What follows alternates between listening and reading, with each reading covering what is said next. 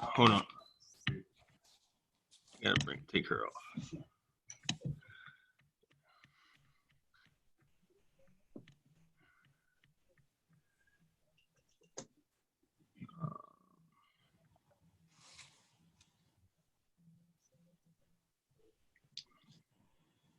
Well, I'm here, but I don't see my picture. Alex? Yep. You're gonna have to, I think you need to push video kit. Cheryl, are you okay? I'm good. Can you, we can't see you though either. Video doesn't come up. It's mute. Yeah, you know what? I think that, let me see. I'm gonna play with this for 1 second. No, it's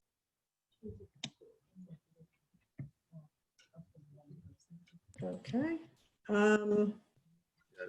Yeah, it's not really an option. No, it's not an option on here. Nope, not an option. Let me get up. All right, we're working on, will be 1 second. But I can see you all, so.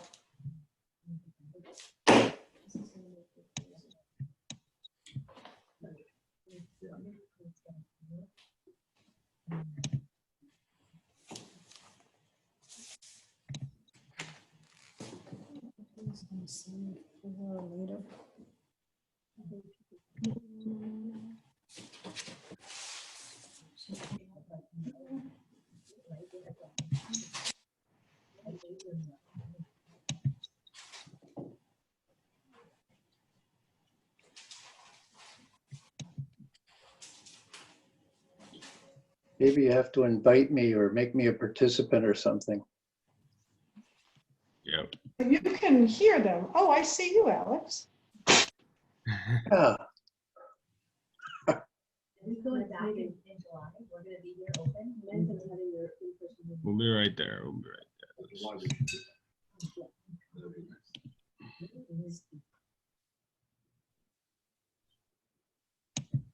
Alex, can I ask you a question?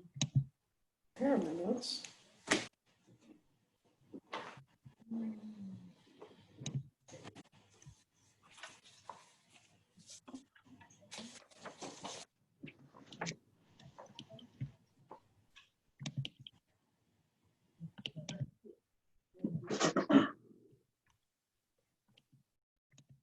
There you go. Good job. All right. Got promoted. Look at that. Voila. Yeah. All right. Okay. I think Jimmy, are you able to get your video on? Heading over.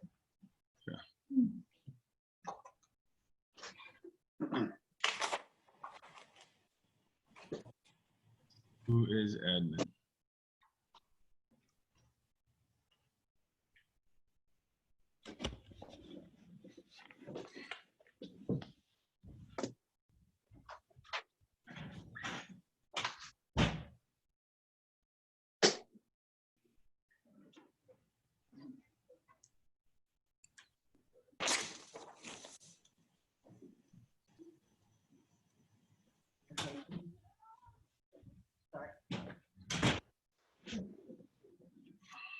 In accordance with Section 5 of the Open Public Meeting Act, be advised that a notice of this meeting was made by posting on the bulletin board in Town Hall and forwarding to the officially designated newspapers that this meeting would take place at Town Hall at 7 p.m. on Tuesday, June 16th, 2020. Please rise to salute the flag. I pledge Allegiance to the flag. United States of United States of America. to the republic Republic which It stands one nation under God, God, indivisible, visible, and justice for all. liberty, justice for all. May I have a roll call, please? Committee member Burstein, Here. committee member Prupus, Committee Member Eglo, Here. Committee Member Wasserman, Here. Mayor Lieberberg. Here. May I have a motion to approve the agenda? So moved. May I have a second? Second. All those in favor? Aye. Aye. Opposed? May I have a motion to approve the May 19th, 2020 Township Committee minutes? Motion. May I have a second? Second. All those in favor? Aye. Aye. Any opposed? Okay, reports. I'll go first. Good evening, everyone. Happy to report that phase 2 of Governor Murphy's multi-phase reopening plan has begun, and the township has been working in earnest in preparation of this next phase. The township is currently reporting 142 residents testing positive for COVID-19, with the current recovery rate of 76%. Please, please, please continue to practice social distancing and wear a mask whenever social distancing is not adequate. At the last couple of TC meetings and the smaller group meeting with the landlords and business owners, it was mentioned that Mayor Lieberberg said that no important business matters would take place during COVID-19. Let me say that I made that statement when I believed our Zoom public meetings would be limited to 1 or 2, not 14 weeks. It is incumbent upon me as your mayor to continue to address important issues and effectuate positive change. I was elected to the TC in 2017 and will continue to support a progressive, proactive, engagement, inclusionary, and participatory agenda that welcomes new initiatives and ideas that I believe are best in the interests of all residents and stakeholders. An active CID will be a welcome addition to our community and provide a conduit for the business community to town hall and help our merchants with innovative programming and activities. For the record, I never wanted to dismantle the previous one. We must move forward. If not, we will be left behind. The discussion regarding this new organization will continue with the first read scheduled for July 14th. Yesterday, the Parking Ad Hoc Committee met and discussed the timetable and implementation for the return of parking meter fees. The consensus of the group was to continue the free parking until September 1st. The parking attendants will be monitoring and enforcing the time limits beginning July 1st. Residents adhere to those limits when parking and be cognizant that fees will apply to those cars that extend beyond the limited parking hours, as noted. Under Governor Murphy's orders, our Milburn Public Library will offer curbside pickup. Please check the website for additional guidelines and protocols. Restaurants are allowed to serve outside. More information about that later in our meeting. On Thursday, June 8th at 8 p.m., Black Americans of Milburn Short Hills are presenting a live stream Zoom chat, Real Talk, Can't We All Just Get Along? It will be moderated by Rabbi Gewurtz of TVJ with panelists that will include Lisa Opoku Bismuri, Nancy Kislin, Melissa Okoko, and Peter Aquabo. To register, please email blackamericans.ms@gmail.com. Movie nights, June 25th through 29th at the Milburn Short Hills parking lot. Do not forget to register. 2 movies are already sold out. You do not want to be left behind. July 4th, the Milburn Short Hills 4th of July will be hosting a neighborhood parade starting at 8:45 p.m. We'll share this flyer on the website and on our social media platforms. Stay home. Don't worry about the crowds. Order some food from our local businesses. The parade will come to you. Shop local at participating businesses from June 26th through July 3rd and ask for your free patriotic themed giveaways, compliments of the 4th of July committee while supplies last. Parade details will be updated in the coming weeks, and be sure to check the website for additional details. That concludes my reports. So let's start with Committeewoman Verstein. Okay. We had a meeting of the Milburn Recreation Commission. And I put my notes on the side here. First of all, I have to say that Bob Hogan, Chris Myers, and Neil Healy are doing an incredible job, really being on top of what can be done in the age of COVID. So as of June 22nd, there's a return to outdoor activities with no contact. They'll be having some baseball clinics. They're still waiting to hear what's going to happen with lacrosse and soccer. The pool is going to be opening, and there'll be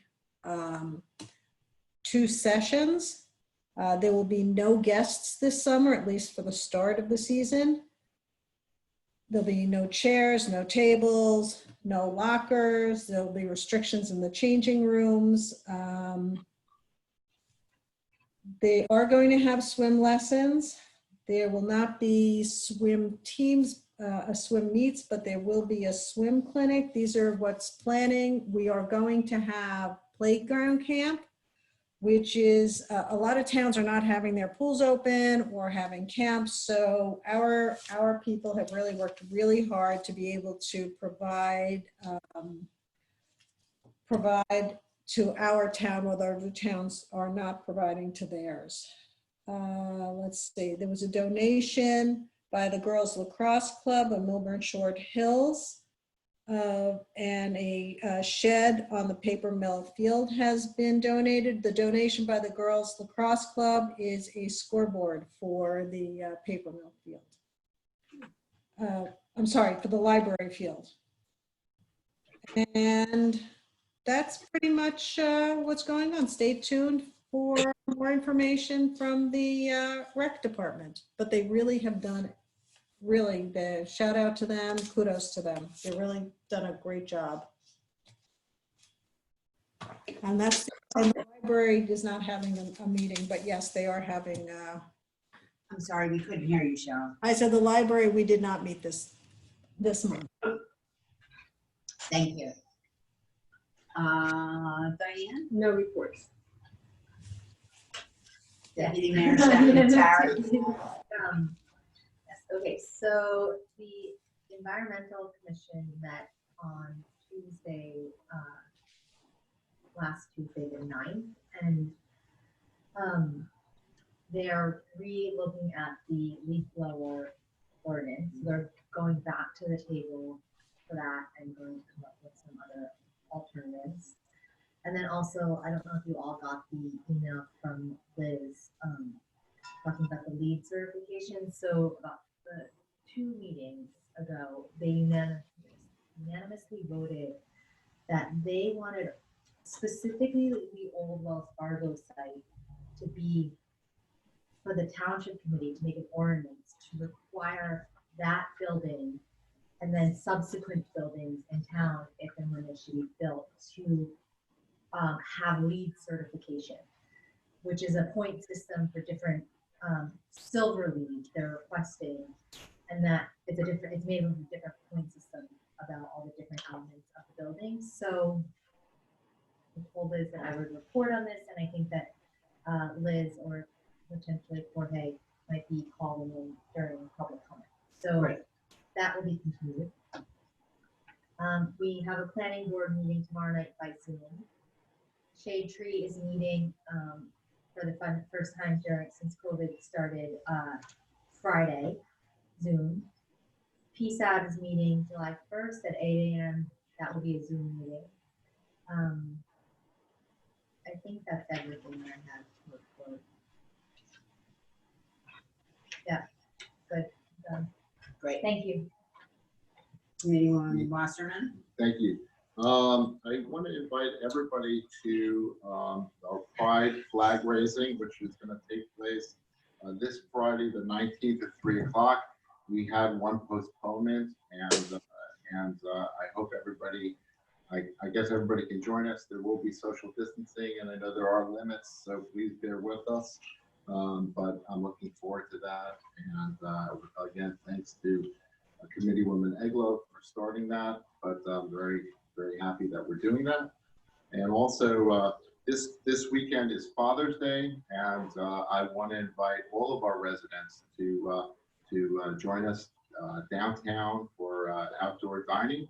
And let's support our merchants, let's support our restaurants, and just enjoy the township, with our new freedoms, with what's going on. Thank you. Thank you. Mr. McDonald, would you like to provide some reports, please?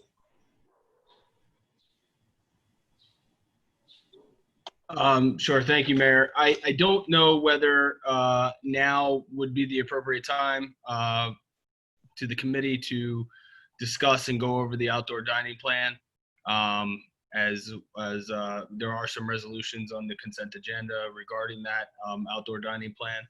I'd be happy to go over that at this time if the committee wishes so.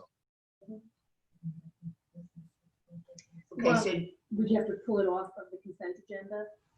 You can do that prior to, if it's not if there's not consent among the committee at this point, you can vote to amend the consent agenda and pull that resolution out. But otherwise, you can speak to it now. why don't you just speak to it now, and then we can continue the discussion, right?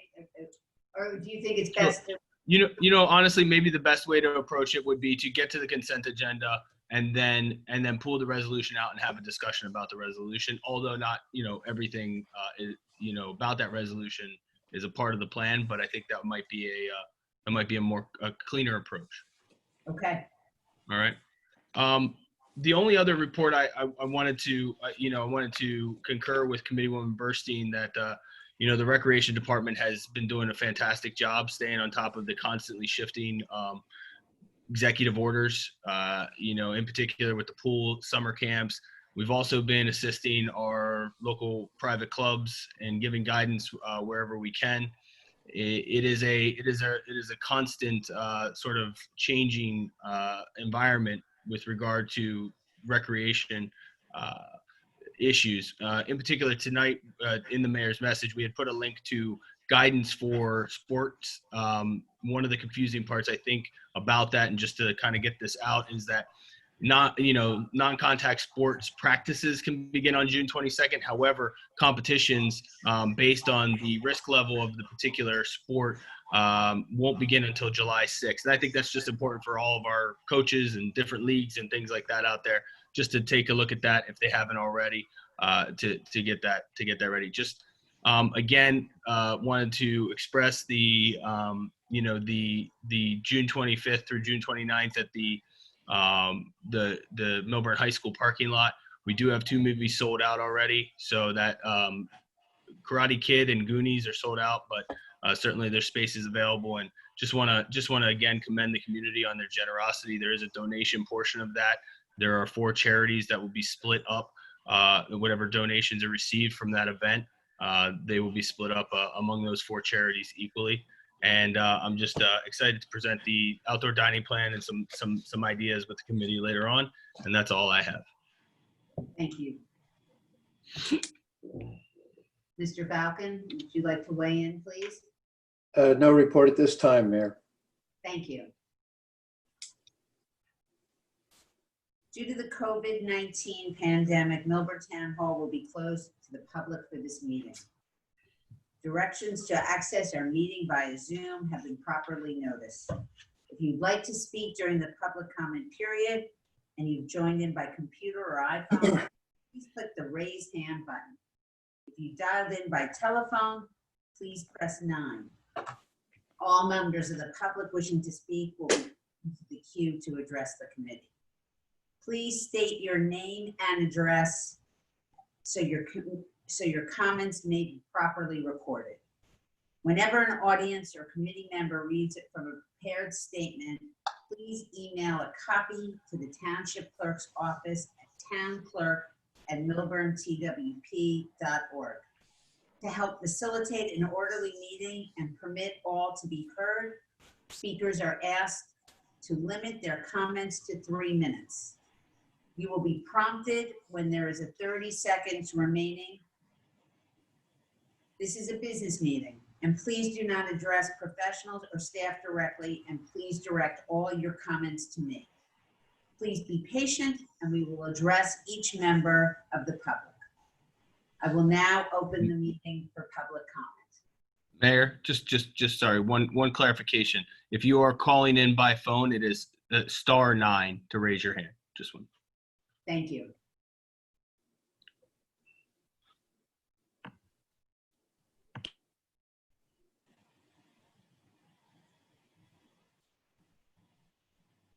First person is Ms. Cosgrove. Hello, can you folks hear me? Yes. Okay, thank you. David Cosgrove, 99 Oakview Terrace. I'd like to know the thoughts of the members of the committee on the creation of a committee that would include residents that would assist the town in managing and developing its approach to fair share housing. And the second question was, can you tell me whether there are possible residential developments the town or the township committee members have been approached about, excluding Wells Fargo, which we know about, Summit Medical Group, which we know about, and Woodmont, which we know something about. Thank you.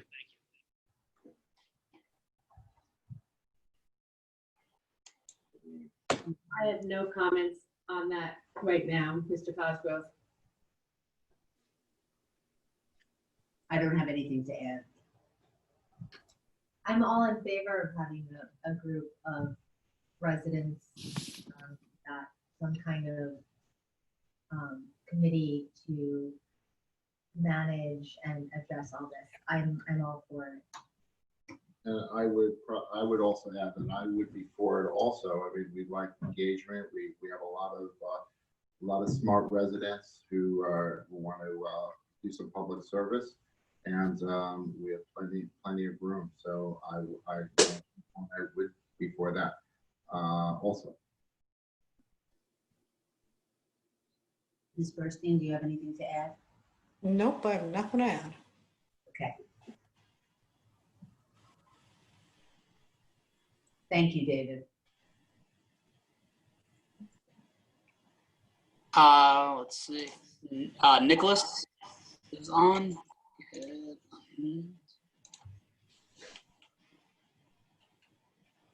Good evening. Can you hear me? Yeah, we hear you. All right, now we can. Good evening. Thank you again for your service. I appreciate all of you giving your time to the town. I particularly appreciated the opportunity to take part in a feedback session on the proposed SID. And I appreciate you curtailing some of the larger, more excessive powers that were in the initial draft around property ownership and around borrowing. I think that was an excellent move, and I appreciate that. I still have reservations about the SID at this time. We have not seen a clear expression of interest in the SID from the merchants or landlords.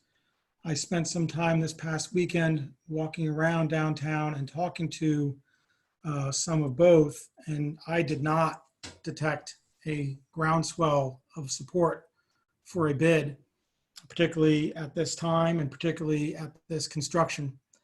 It was largely perceived as an unnecessary tax burden upon them at this time after having given the DMDA a good chance and put a lot of effort into the DMDA. A lot of the folks I spoke with were frustrated that we'd be back at it so quickly. I also remain concerned about the composition of the board.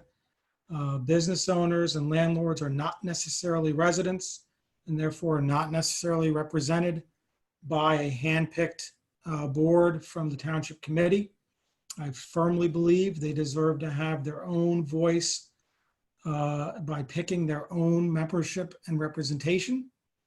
And I would urge you to take your time and not rush this through, to document the desire of the business community for this SID so that it has more power by being properly supported as it goes through its creation. Thank you. I will yield back the floor. Nicholas, I just want to respond. I don't know which merchants you were talking to. I mean, I'm sure there's I guess there's always different opinions. The mayor and I have spoke to many merchants, and we're having a tremendous response to our outreach to merchants and property owners, residents. We have a lot of people coming forward, and I think that the choice is, if you do nothing right now during this COVID, during this COVID period, we have a lot of restaurants and merchants that are just hanging on, that have not done well, and and I think doing nothing is just a risky move. If we do nothing, I'm afraid that we're going to have more empty storefronts, more empty restaurants, and it's very central to the township to take action, to take positive action. So I just wanted to throw that out there. I would just entreat you then to document that through a study or a vote or some other public expression from the business community that they value this. I think there's enough noise that it is not a unanimous by declaration, something they want.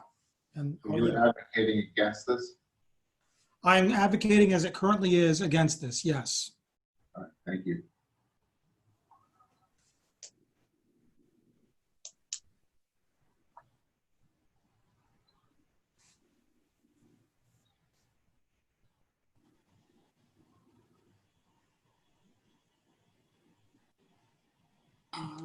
Liz should be able to speak. If you could just state your name and address, please. Elizabeth Volavon, 54 Cedar Street. I'm on the Environmental Commission. Good evening.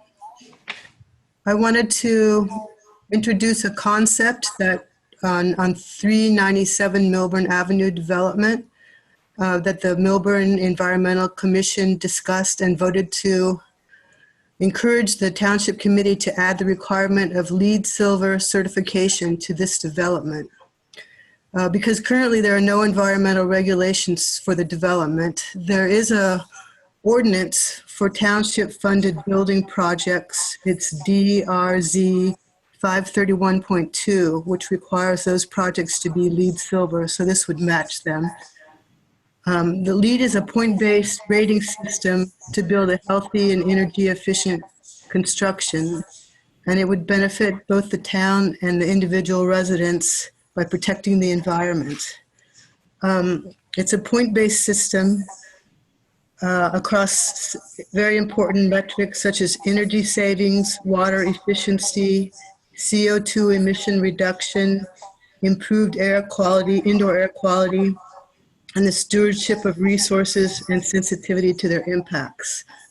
The developer would choose the characteristics that he would like to earn points with, and he would get points for possible, if you put in electric charging stations, bicycle parking, if you landscape with native plants, locating his utilities underground, having energy efficient plumbing and heating and cooling systems, etc. Since these are rental units for affordable housing, I think it's very important to have energy efficient units. The LEED certification is also beneficial because the building is designed and built. It assures that the building would be designed and built to these standards. The developer would hire a third party, and that party would inspect the design and the construction, and that would take the burden off the township. So the whole system would be up to the developer. He would pay for it and make sure that everything is built correctly. And then the township employees, such as the engineer and the inspector, the burden would be taken off of them. Thank you, Liz. Kit or Alex, I don't know, the protocols with respect to a lead certification. You want to speak to that a little bit, and if possible, or we'll just have to get some answers for Liz and circle back at another time. Liz, make sure we have all your contact information. Okay, thank you very much.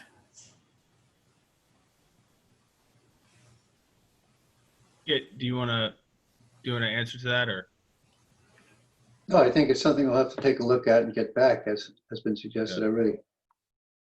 Need to take a look. Thank you.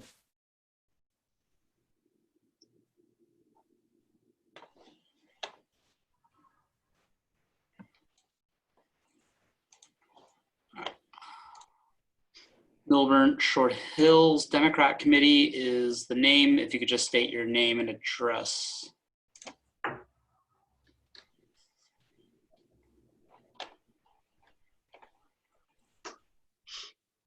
Hello, from the Milburn Short Hills Democrat Committee.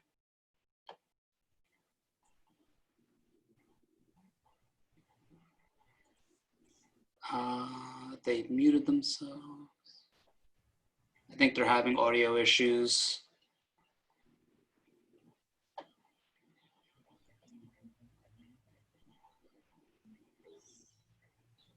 All right, I'm going to remove you for now, but we'll come back to you. Move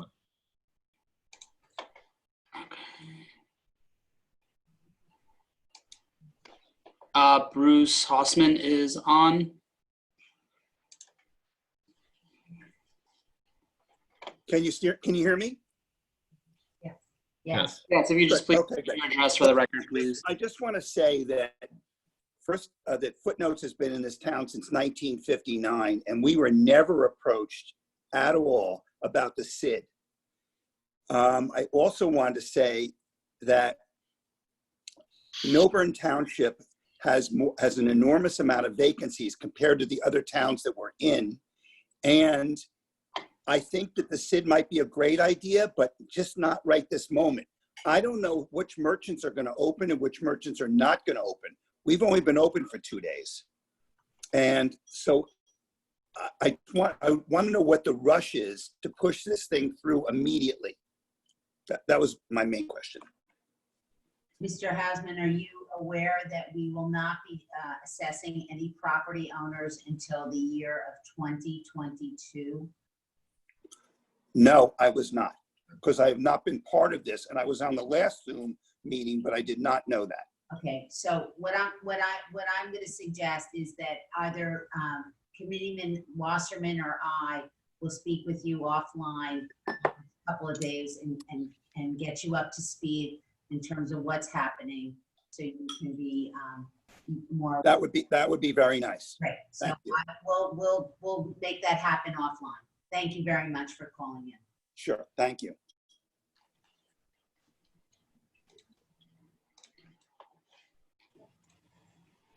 Mayor, that's all the people who expressed interest in speaking. Thank you. Hold on, we have one more. Nancy Stone, you should be able to speak. All right, can you hear me? Yes. Yeah. Okay, first of all, I have Perry here from Enzo's because she couldn't get on the meeting. Okay, so she ran from her store in the middle of dinner hour, called me and said, I can't get on the meeting. Her attorney is also here trying to get on and cannot get on as well. So this is a perfect example of how this system does not work. It does not work. You need a public hearing for property owners and for merchants or whoever else you choose to, which frankly, it should be the property owners that should be getting together because they're the ones that are going to be assessed. That's number one. So I'm going to just say,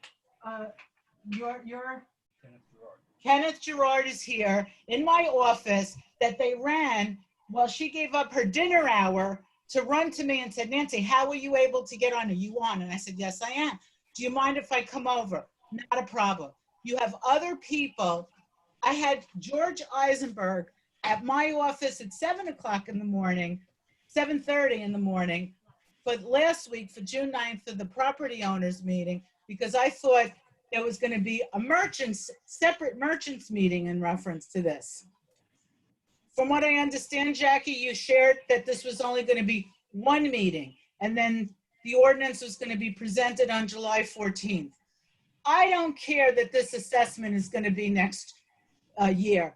Bruce Hausman was not aware, nobody went into him, and now all of a sudden you're going to have a meeting with him. You've had a month to go visit every single merchant in town. And shame on you for saying, I would like to list. I gave you a list of property owners that I spoke to, and you have not disclosed who you've been to, Jackie and Richard, both of you together. So I would like to know in writing, who are the people you're talking to, because clearly they're not the same people we're talking to. Okay, that's number one. Your meetings are not on the record. They're not transparent. You're having these sidebar meetings, which is exactly what was done in Complete Streets that every single one of you criticized. Now, sorry, Richard, I'm going to exclude you because you weren't part of that committee. So I will defer and stand corrected on that, Richard. You're a newbie in the group. So, but every single one of you, and Tara, I don't even think you were on that. You were fighting against Complete Street because when they showed up with a shovel and a jackhammer in front of your store, that's when you surfaced to say how these things get passed when we don't even know about it. And there's a lot of people that are not aware that you're planning to put in this $206,000 burden on taxpayers that are just coming out of one day. You can't even open up your damn meeting to the public. And now you're doing this? It's not right. The public, this is a wonderful, and can I borrow this from you, the public post? Or do you want to say it yourself? That's fine. The public post you made clearly shows your lack of ability to supervise this endeavor. You're trying to sell us a SID, and clearly you have failed in your efforts. Your recent post on Instagram proves this. How can we trust you to pick a board when you don't even supervise what is posted? And I'm going to read you exactly what you posted on Instagram this week, congratulating everybody about being open. Well, let me show you what it said. Hold on, Millburn Township. Because this was really infuriating. What you're talking about, I don't post on Instagram. Who does the posting for Instagram? I have no idea. I have no idea. Well, you should know because it's representing you, Jackie. So who posts on the township, Millburn Township Instagram? Who's in charge of that? Thank you, Nancy. I don't know what it is. Okay, so then I'm going to read to you.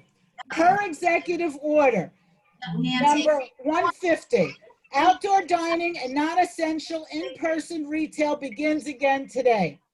Please remember, face coverings and social distancing are required when frequenting businesses in downtown Milburn. Nancy, No. that's in my mayor's message, what you're quoting. No, it's not. It is, if you could see, it is on the Milburn Township Instagram account. I would like to know who runs that account. I will investigate and thank you for your comments. No, I'm not finished yet. I still have time yet. Okay? So you tell me, you don't even know who runs the township Instagram account, but yet you and Jackie, I just wanted to mention that the timer did go off, but if you want me to, I muted her for now, but if you want me to unmute, I will unmute. Let her finish what she has to say.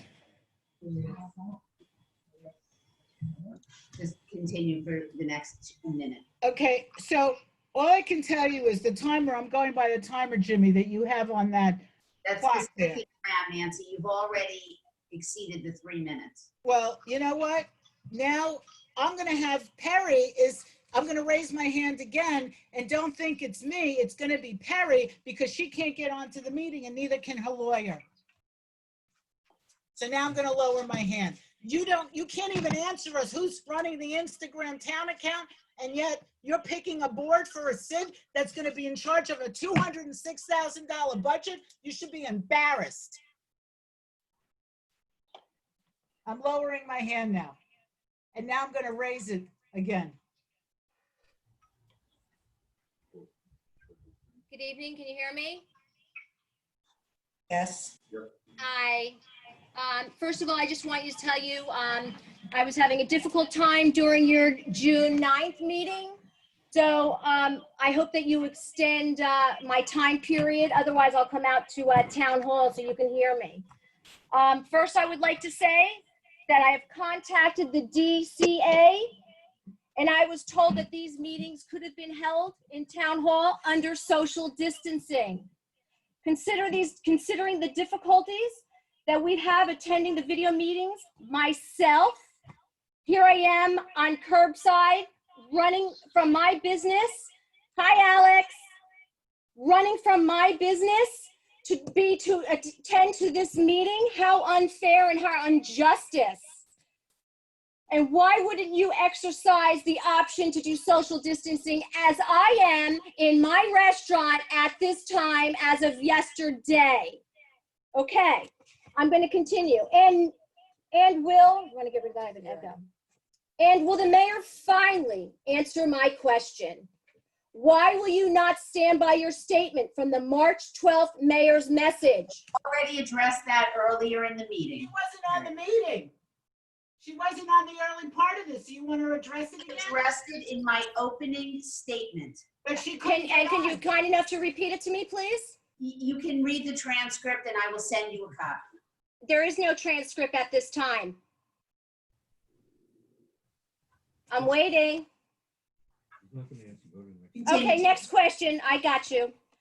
I'd like to thank those who were kind enough to respond to my emails, but I'm still waiting for answers to my questions I posed about the merchant meeting.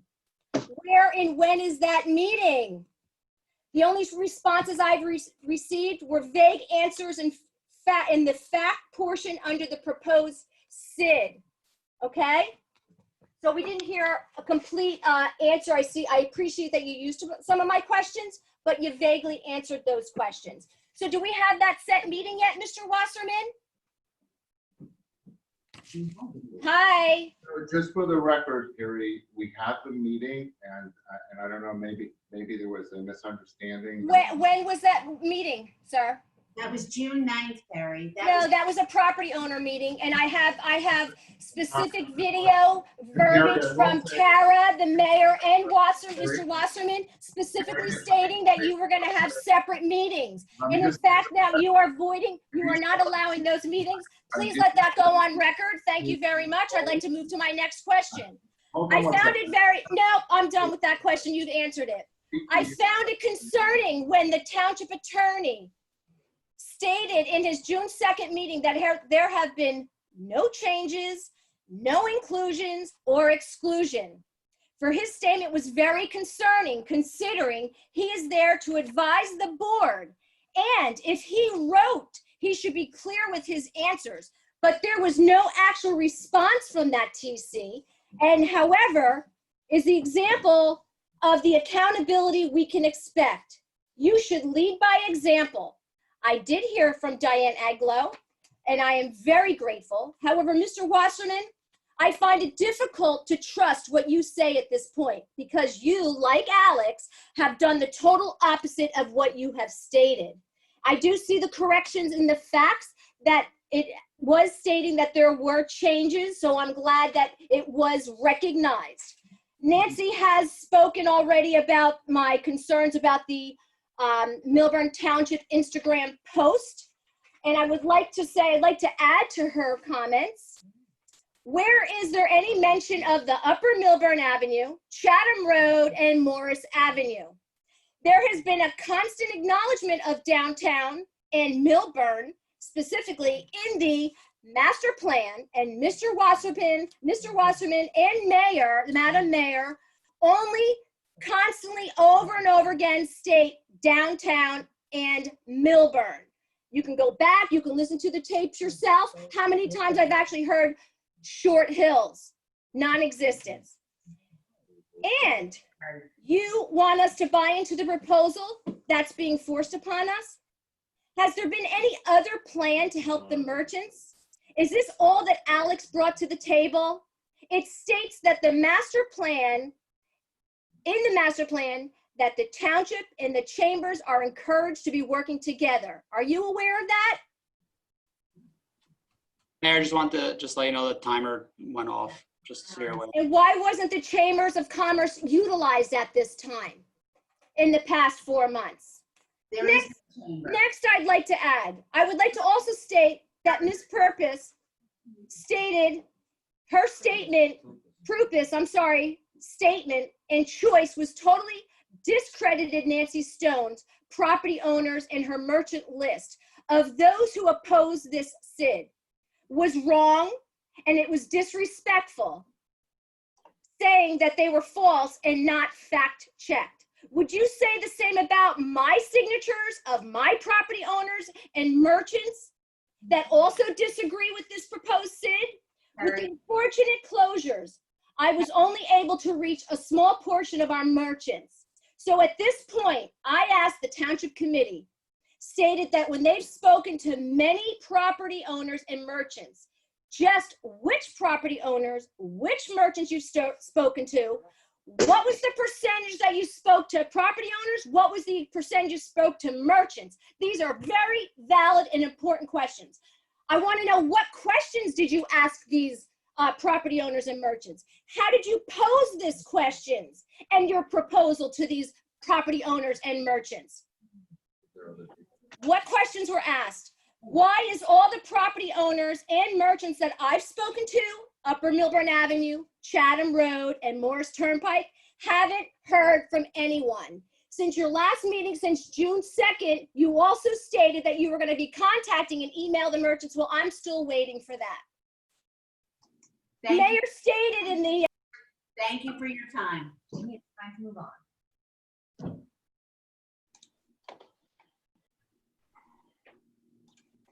All right, again, we have Milburn Short Hills Democrat Committee. They had issues earlier. They should be able to speak.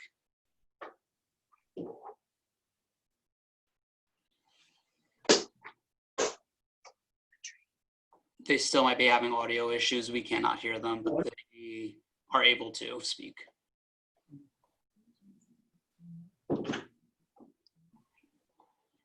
We'll come back. They're trying. Can you hear me now? Yes, if you could say your name and address, please. I'm sorry. It's Annette Romano, 15 Cypress Street in Milburn. Sorry about that. I want to commend and thank our entire township committee for the amazing job that you're doing. A special recognition to Mayor Lieberberg, Deputy Mayor Prupus, and Committeeman Wasserman. During your first term in office, you continue to do an outstanding job every day, especially given the extenuating circumstance we find ourselves in. Your efforts are noticed, and thank you for working so hard to tackle the mess that was left to you by the previous governing body and administration. We all know you have a lot on your plate right now, and with the help of our business administrator, Alex McDonald, I know you will continue to make the best decisions for Millburn Township. And yes, that includes Short Hills. Thank you.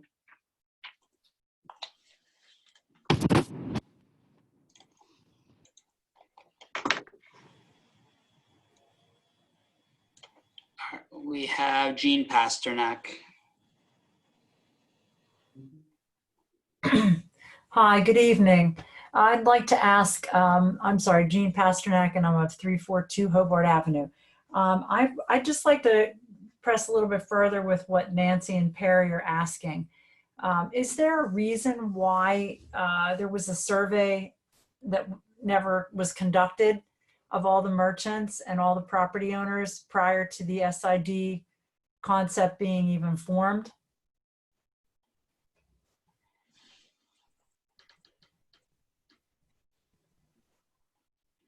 It was determined that the bid and SID was something that merchants and property owners addressed us that they needed to have an entity reestablished in the dissolution or the shelving of the previous DMV. So this decision was not made in a vacuum. We listened, we heard, We heard the merchants, we heard the property owners complain that it would be a difficult time to handle this financial burden in the time of COVID. And what we decided to do was we decided that the township was going to pick this up for the first year, for the remainder of 2020 and for the entire calendar year of 2021, so that there would be no burden on either of those entities, whether they be shopkeepers, merchants, or property owners. And this was and there is a sense of urgency that Richard and I have heard from numerous restaurants and stores that we need help, we need support. And that's what it was determined to reconstitute the DMDA, the bid city. Okay, I hear that, and I just, like they're asking, I think it's important to just be very clear as to, if you had conducted a survey, you'd have specific results. You could say, these are the number of people that we talked to, this is what Thank we you for got. your suggestions with your survey. We decided we went in another direction, and we recognize the urgency, and we are. No, that's fair. That's fair enough. But I think that we're asked, there's a question on the table. And I, as a taxpayer, have the same question, because even though you're saying we, the Township of Milburn, are paying for the next 2 years, it's the taxpayers that are paying, all of us that pay taxes, right? So we have the right, I think, to ask, when you were formulating this expenditure during this time of COVID, particularly, that you at least share with us that feedback, because you hear at this forum that there are people that are clearly not in favor, and they are presenting to you a list of people who are in agreement. And so it's just, I'd like to know, as an outside observer and also as a taxpayer, why you feel so strongly. Is this a few loud voices, or is this half the merchants, or is it, a third, or what is it? I'd just like to know. Thank you.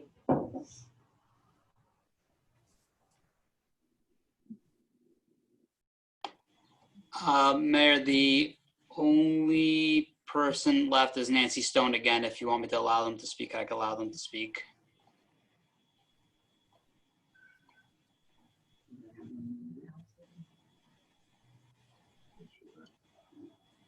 Nancy, you've had an opportunity to speak several times. If there's something you want to discuss with me, you can reach out to me offline.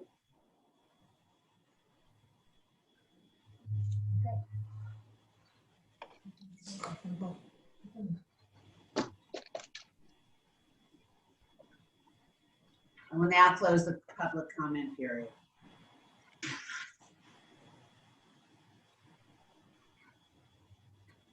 Alex, I'm going to pull out 20-137.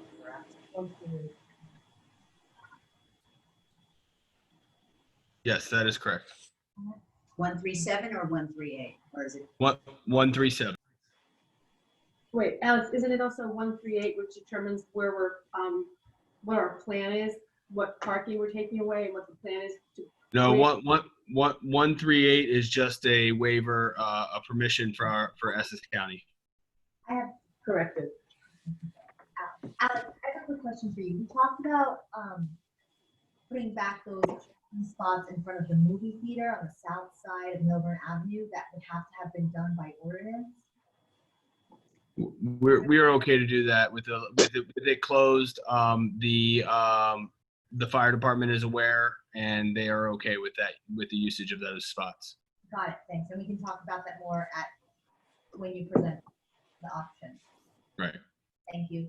The committee will now consider consent agenda resolutions 20-129 through 20-138, with the exception of 20-137 that we will pull for further discussion.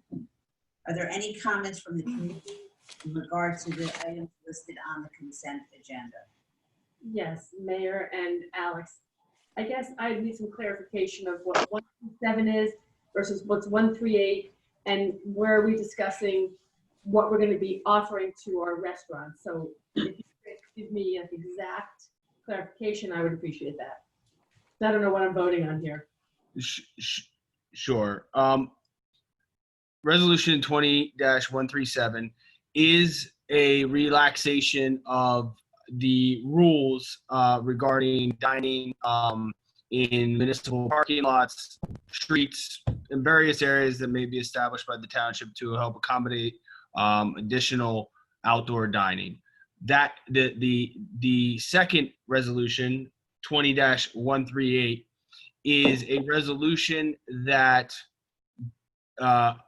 asks for permission or hold harmless or provides a hold harmless to Essex County for any side street spaces, so I would say parking lanes, that the township would shut down to allow for pedestrian traffic flow around sidewalks that could fully accommodate outdoor seating. So I think it would be helpful if you would give specific examples of what you're. Well, I certainly will. Yes, Committeewoman Eglo, I certainly will. But I think the idea right now is, are we pulling those two resolutions out to vote on them separately and then discuss them with the outdoor dining plan? So you're pulling them both out? I don't. Yeah. Yeah. I If think we're you can. pulling them both out, then the mayor has to revise her request for approval of the consent agenda items. The committee will now consider consent agenda resolution 20-129 through 20-136. So moved. Second. May I have a roll call, please?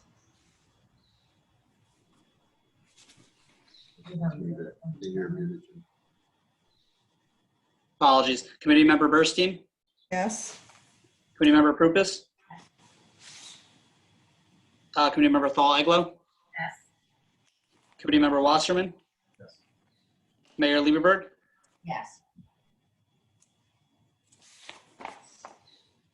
Okay. So if it pleases the committee, I'll speak to the outdoor dining plan, which circles around the two resolutions that were pulled off the consent agenda for separate consideration. Okay.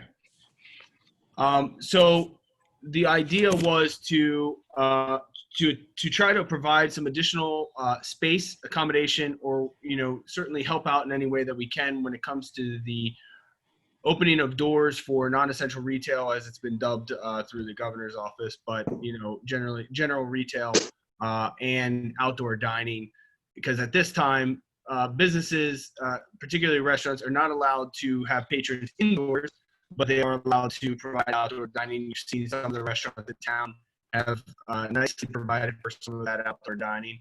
And I think the idea behind developing some sort of plan as a result of Executive Order 150, which establishes the protocols of outdoor dining, was to help provide some additional space and different activation of both the downtown area, perhaps Upper Milburn Avenue, and certainly there's a spot in the Chatham Road area.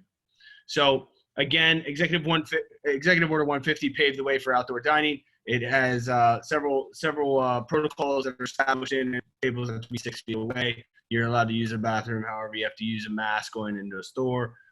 Things like that, which have been provided to and are provided on the website and provided to the business community.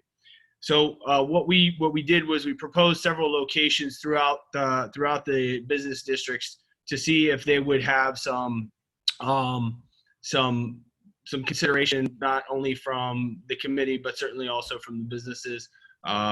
And I'll just briefly go through some of those areas. If the committee has any questions, please, ask at any time. But the first area was Lot 1. We currently have the farmers market in Lot 1 that shut down on Tuesdays, essentially the whole day for setup, and then the market ends at 6 o'clock.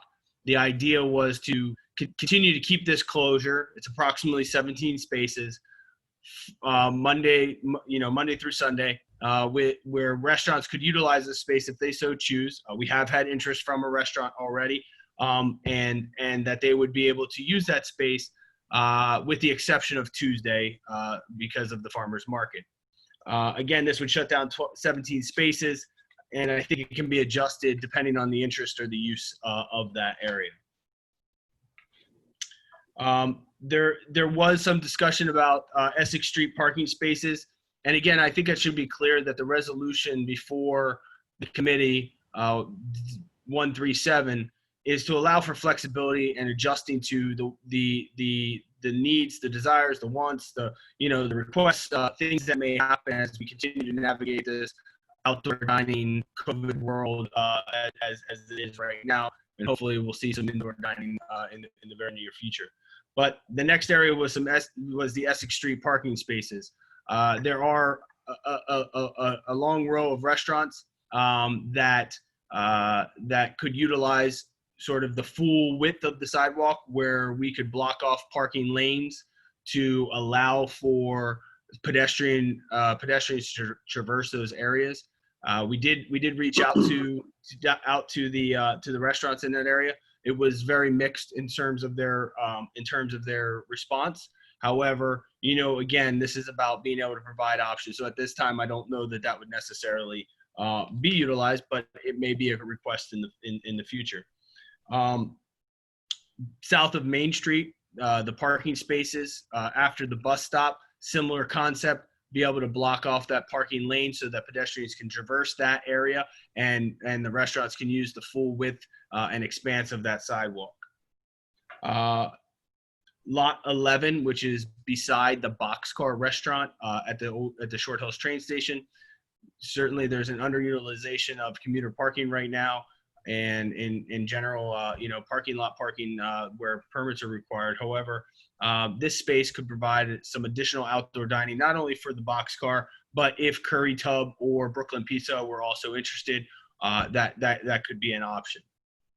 Lot 14, with Kuntai and Enzo's, we did reach out to them. Kuntai had mentioned that they weren't necessarily all that concerned, but again, with this resolution and the ability to set up spaces in parking lots, it can always be an option. We did reach out to Enzo's as well on that. The courtyard where we usually provide a space by bid to Charlie Brown's. Certainly Charlie Brown's is not there anymore. I don't think we need to put anything out to bid, but I think the courtyard space where Charlie Brown's used to be could also be utilized. And then finally the closure of Main Street for the weekends. The Friday, Saturday, and Sunday closure of Main Street would provide multiple spaces for any restaurant that is interested. I think the important part of this would be that it would have to be fair and equitable, that we'd have to provide that space to anyone that might be interested. Certainly of Evo Lemon, Starbucks, Umi Sushi, Fiamma, The Standard. There might be others outside of that periphery that might also be interested. I think there are advantages, there are pros and cons. However, I think the pros of that Main Street closure could be that certainly you're creating a space that would provide some quite a bit of outdoor dining.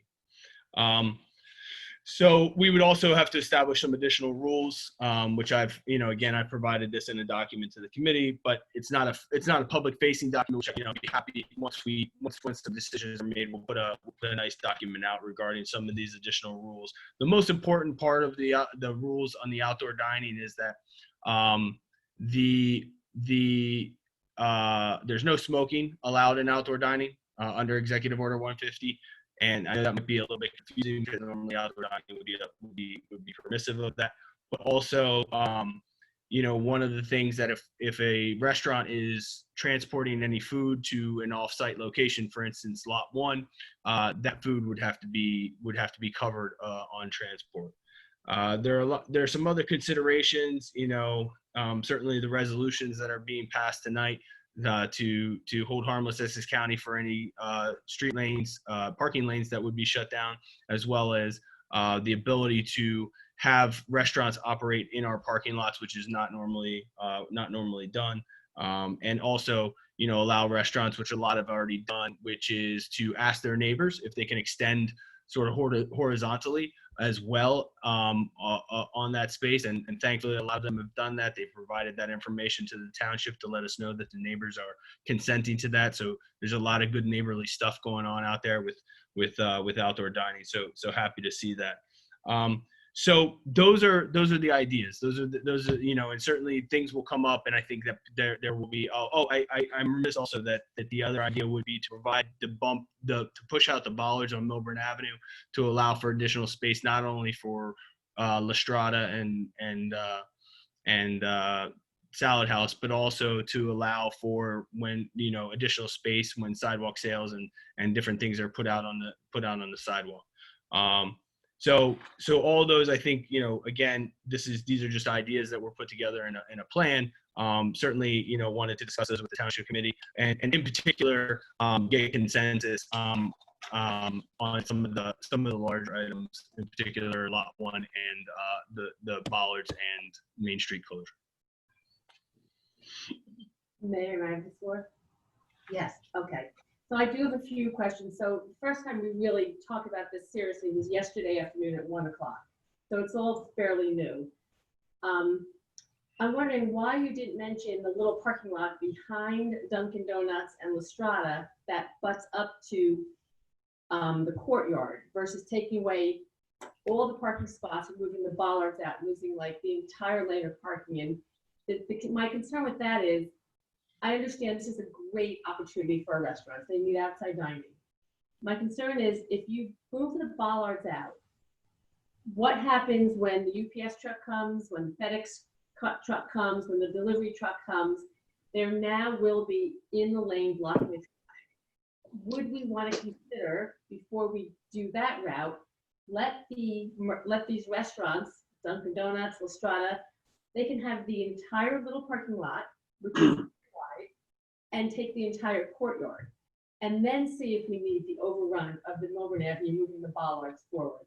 Because as we've been talking about for all these years, no parking in Milburn is a real deterrent to our own residents coming in. So now you've taken away this parking, and now you want them. We want people from Short Hills and Wyoming Avenue and people who can't walk like I can to come downtown and not have them driving around and getting frustrated and say, okay, there's the parking. I'm just going to keep driving out of town.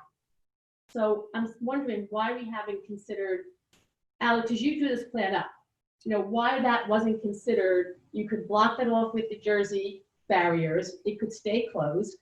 And that's a huge swath of area back there. Yep. And again, the delivery. What happens when the delivery comes and now they've blocked an entire lane on Milburn Avenue? But you have, well, and you're not, it's the delivery truck wouldn't be parking in the parking lane anyway. So what you're eliminating is the parking spaces, not the passageway of the delivery truck, because they would be in the lane anyway. So what happens when the guy comes with his delivery for Salad House or wherever? Now at least he could go where the parking was. Well, now you've taken if the parking was occupied, he couldn't go there. Well, once you move those bollards out, Alex, are you moving the bollards out like 24 hours, 7 days a week? I believe. No. It's only Friday through Sunday. Why is it only Friday through Sunday? Yeah. Well, I think that's also part of what would be discussed here as well. The intention behind this idea was that it would be throughout.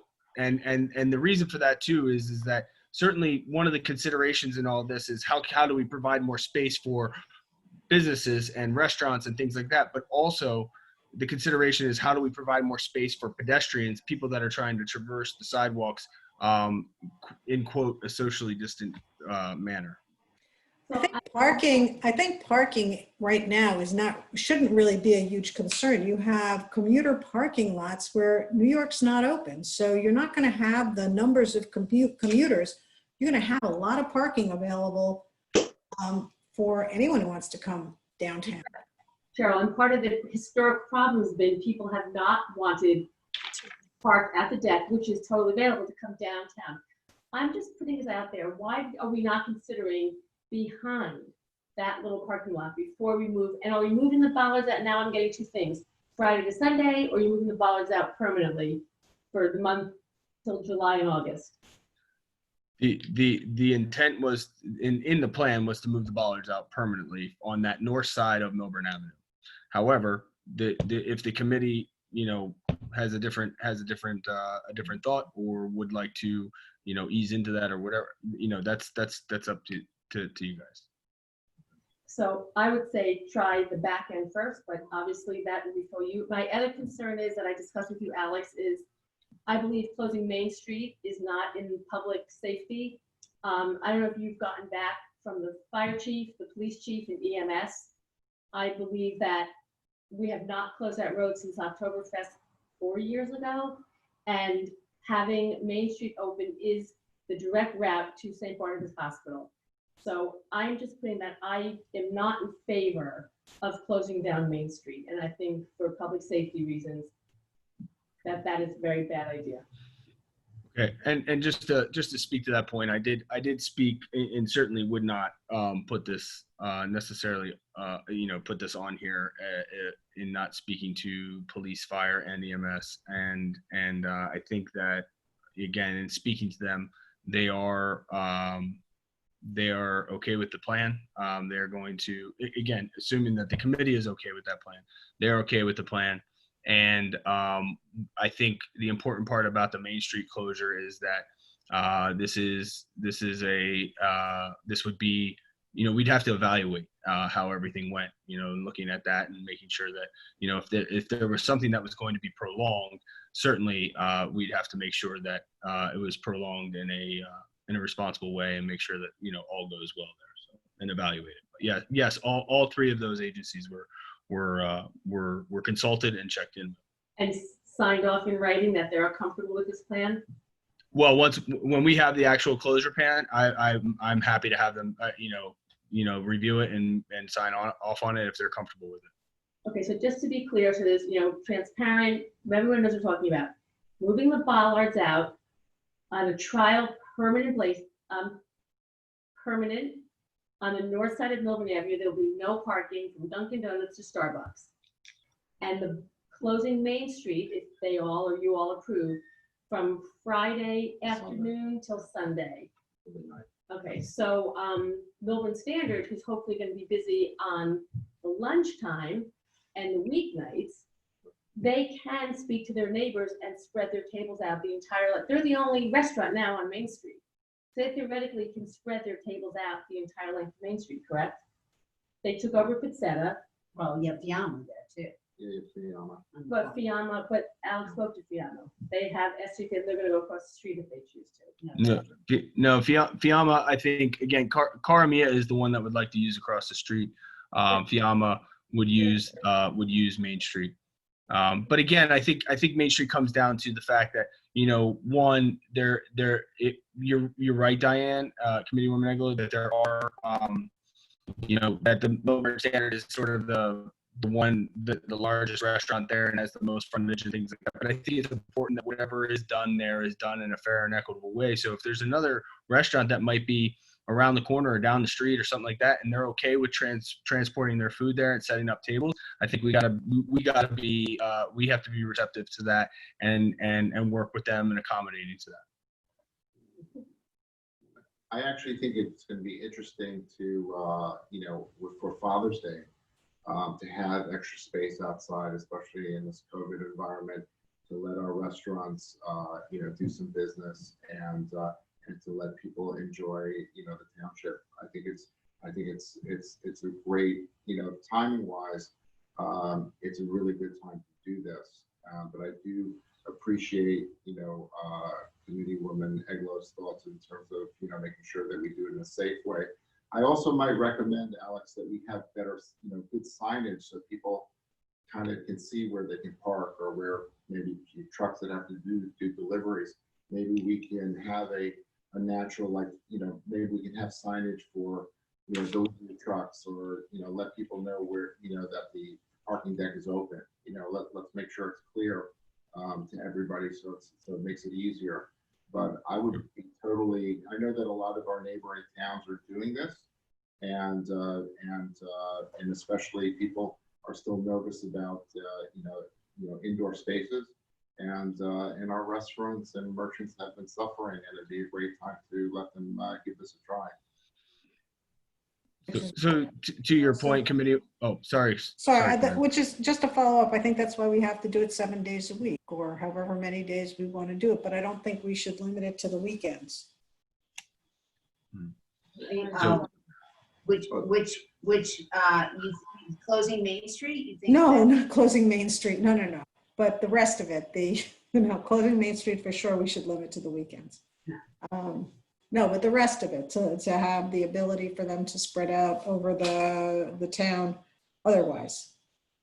Well, it would be one way, I'm sorry, Alex, it would be one way to get those delivery trucks to finally start using what you built, a loading dock behind. But just, I'm just trying to point out some of the kinks that may happen. Somebody stopping on the left lane, there's gonna be kinks. We need to do something. Obviously, people need to sit, but I'm just not gonna ever be comfortable with closing Main Street. But that's, that's the only piece of the puzzle I'm not comfortable with. So I'm all in favor of doing all of it on like a trial run. Like I don't want to commit to the whole summer. I think we should evaluate. So, right, we're gonna try it, but then how do we undo, like what would be the process of if it doesn't work? Like, and can we just put like, if we're gonna do this, can we just change it to the end of July and then it would go away unless we choose to revamp? Like, how are we gonna do it so that if we have a way out if we need it? Well, first of all, there's no date that says that you have to do there's nothing in there that says that you have to do this for X number of days or, X number of weeks or anything like that. I think one of the things that the committee can use to evaluate how long this lasts or how far this goes is certainly the reinstitution of indoor dining. I think that will be a key factor. Also, I think that, after evaluation of the road closure on Main Street over the weekend, if there's feedback from police or EMS or whatever that for whatever reason that may not be working, or if there's issues just with the patronage of that area or anything like that, and I think that is something that can be evaluated, discussed, between the staff and the committee. Just make sure that you're aware and that we can cease and desist of doing that.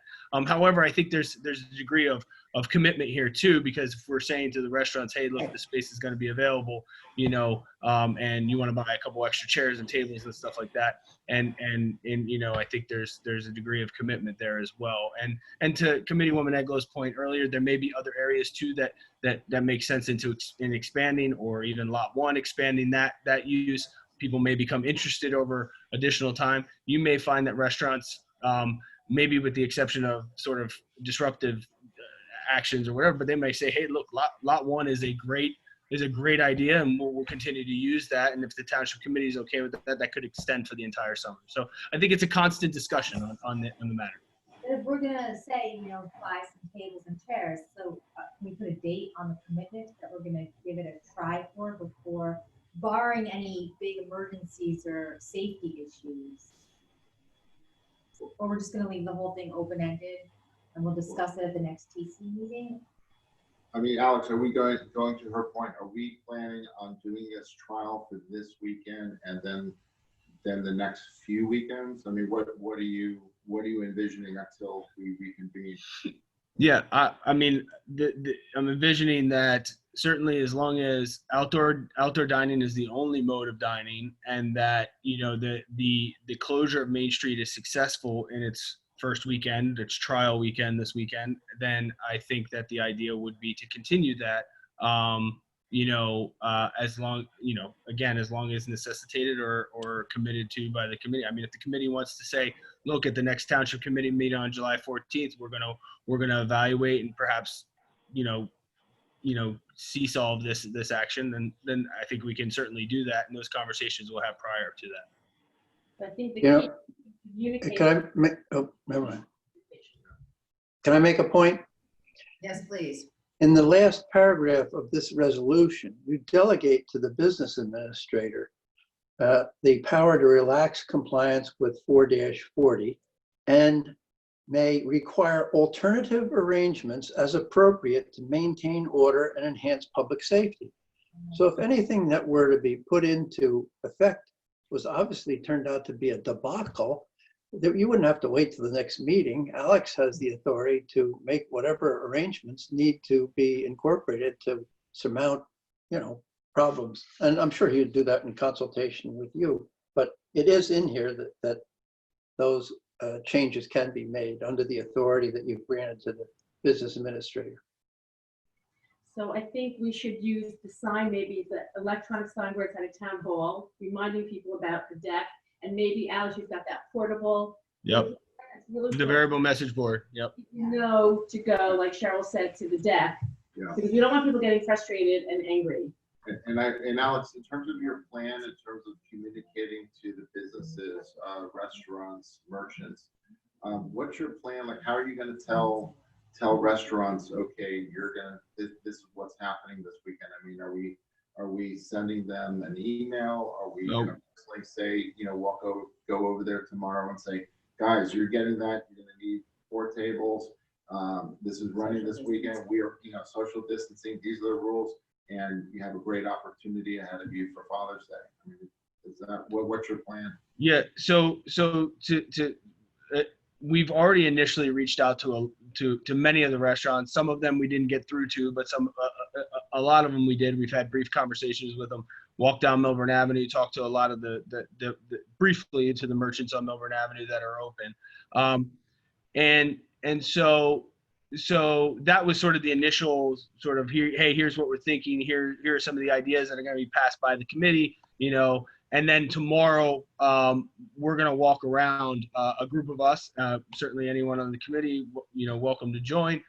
We have bags that we're going to hand out signage, PP, some surgical masks if the restaurants or businesses need them, and any information that we can regarding the dining options or the plan, and just have a conversation, answer any questions that we can about Executive Order 150 or the directive and stuff like that, and sort of get out there. Again, a lot of businesses have already started off.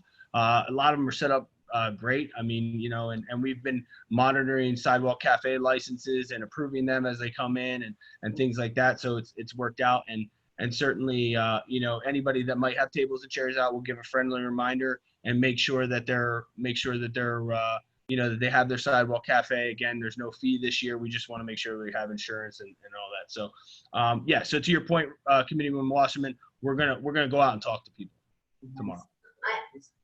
Yeah. We're just saying that if we, if by chance we had a bid, we'd have some maybe a lot of helpers on the ground to ensure this would be a success. And can I ask a question? What does hold harmless mean for the non-lawyers in the room?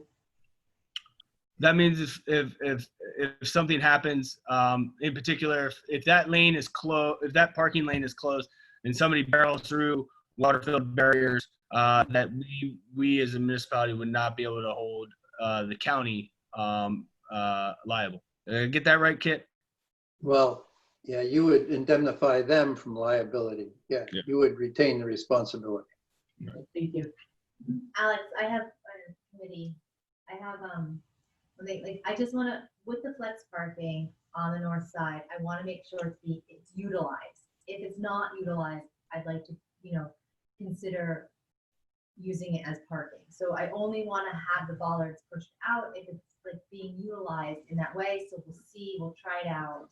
That's how I feel about it. Okay. Mm-hmm. And then we can always put them in that little lot in the back. We can always adjust if that doesn't work. We can put them in the lot in the back. Yeah, I mean, communication is going to be key, and the restaurants and our retailers, show. They just have to know that what's coming and what there's, what the arrangements are. Sure. Yeah, Alex, do we have to vote on this?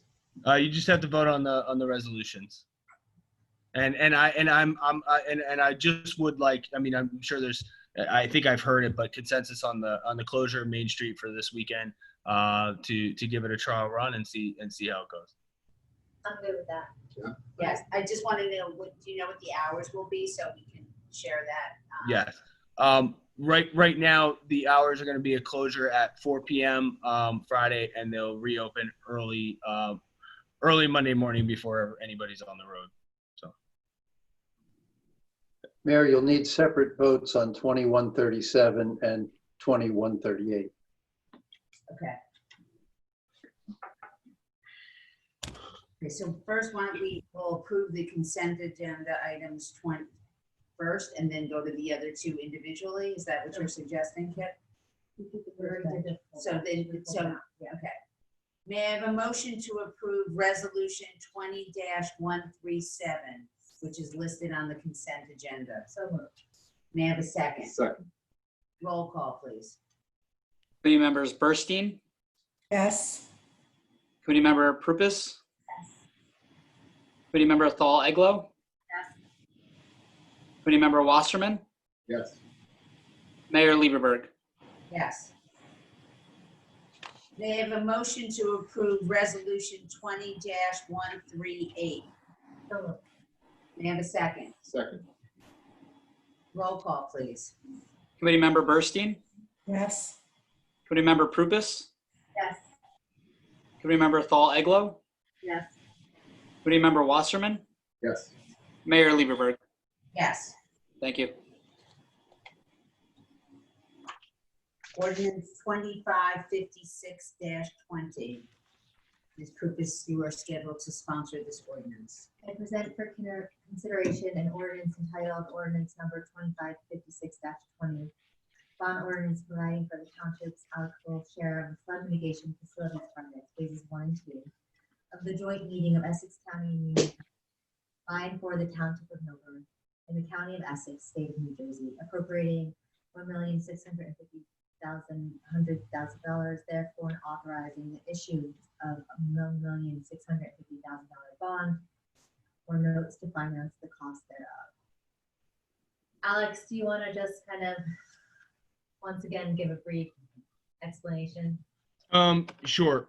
This is the joint meeting which handles all of the township's sewage in terms of in this bond ordinance is for a flood mitigation project. This was explained at a township committee meeting, I believe it was about 1.5 years, 2 years ago, regarding a much larger project to prevent against serious floods as a result of hurricanes such as Sandy, and that's sort of where all this drives from. This bond ordinance will eventually be paid 90% by FEMA funds that are allocated to the joint meeting and subsequently to the communities that are contributing to this capital project. So this 1.65 million is sort of the initial phase 1 and 2, and then there will be additional phases after that. But again, this is all part of a FEMA flood mitigation project in which the joint meeting is participating in. Thank you. Tonight is the time set for public hearing and final passage as advertised in accordance with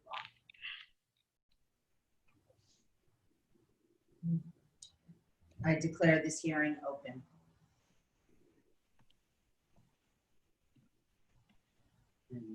Right, well, do we have any, let's just open, Mayor, there's no one showing expressing interest to speak on this ordinance. Thanks, Jimmy. I move that this public hearing be closed and the ordinance be adopted on final reading. The township clerk be directed to publish the ordinance by title as passed on final reading in accordance with the law. Second. May I have a roll call vote? Committee member Burstein, Yes. committee member Prupus, Yes. committee member Thal-Eglo, Yes. committee member Wasserman, Yes. Mayor Lieberberg. Yes. Ms. Thal-Eglo, you are scheduled to sponsor ordinance 2557-20. Yes. I would like to present an ordinance entitled number 2557-20, ordinance amending and supplementing the Township of Milburn Development Regulations and Zoning Ordinance. And this is the Wells Fargo lot. This is about a 10-page ordinance, zoning regulation. And Article 6, zoning provisions, Section 602 zoning map is hereby amended such that Block 1211, Lot 1 and Lot 7 on the official tax map of the Township of Milburn shall be removed from the B4 zone and shall then be incorporated into the RMF AH2 zone. And Section 2 states that Article 6 zoning provisions, Section 606 zoning requirements, is hereby amended and supplemented by adding the following section, which says about 10 pages of very detailed rules that they're going to have to follow before they come to the planning board. And the purpose is to provide for development of a multi-family inclusionary building with a required set aside for low and moderate income units. And the change, they're now also going to be giving a minimum of 3,000 square feet of ground floor space along Milburn Avenue frontage, which will be devoted to any B4 district permitted principal or conditional use other than residential. So I think we have a little question because now the Environmental Commission has asked that we make this LEED certified. But I know there are things that were in this ordinance that the utilities would be underground. They would use native plants. I believe they're going to use energy efficient appliances. So I believe that a lot of those will be taken care of. And I would hate to see the ordinance be set aside. So what do you think about that, Kit, Alex? I'm not sure I heard what you proposed to do. You're not moving, you're suggesting that the ordinance not be introduced on first reading? Yes, I would bring it introduced on first read, but I just don't want what's going to happen with that lead, which I think a lot of that stuff's included in this 10 pages anyway, which would satisfy the Environmental Commission. So I do want to move this. Oh. Yes. Okay, so I move that this ordinance be taken up and passed on the first reading, and the township clerk be authorized to have the ordinance published in accordance with law on the item and for hearing and final passage on Tuesday, July 14, 2020. I have a second. Second. Roll call, please. Committee Member Burstein, Yes. Committee Member Prupus, No. Committee Member Thal Eglo, Yes. Committee Member Wasserman, Yes. Committee Member Lieberberg. Oh, Yes. sorry, I apologize, Mayor Lieberberg. Yes. Can I have a question?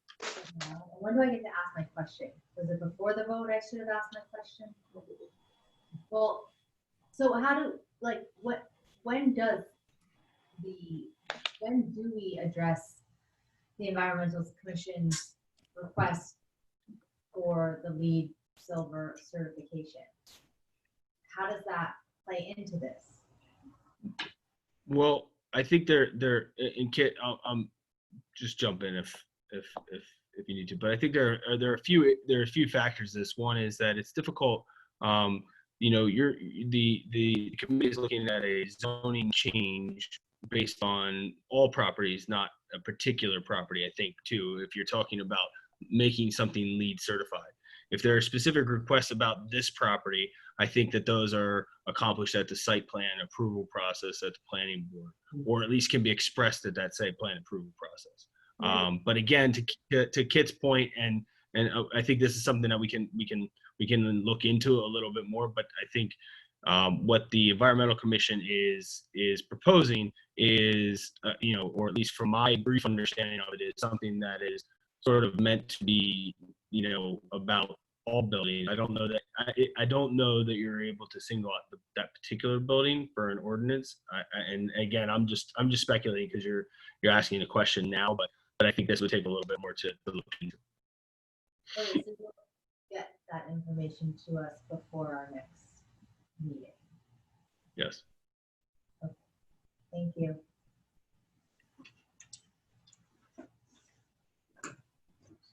Old business. Short-term rentals. Well, I've been very clear about, I'll kind of talk about this first, that, and then I would like all my committee members to chime in.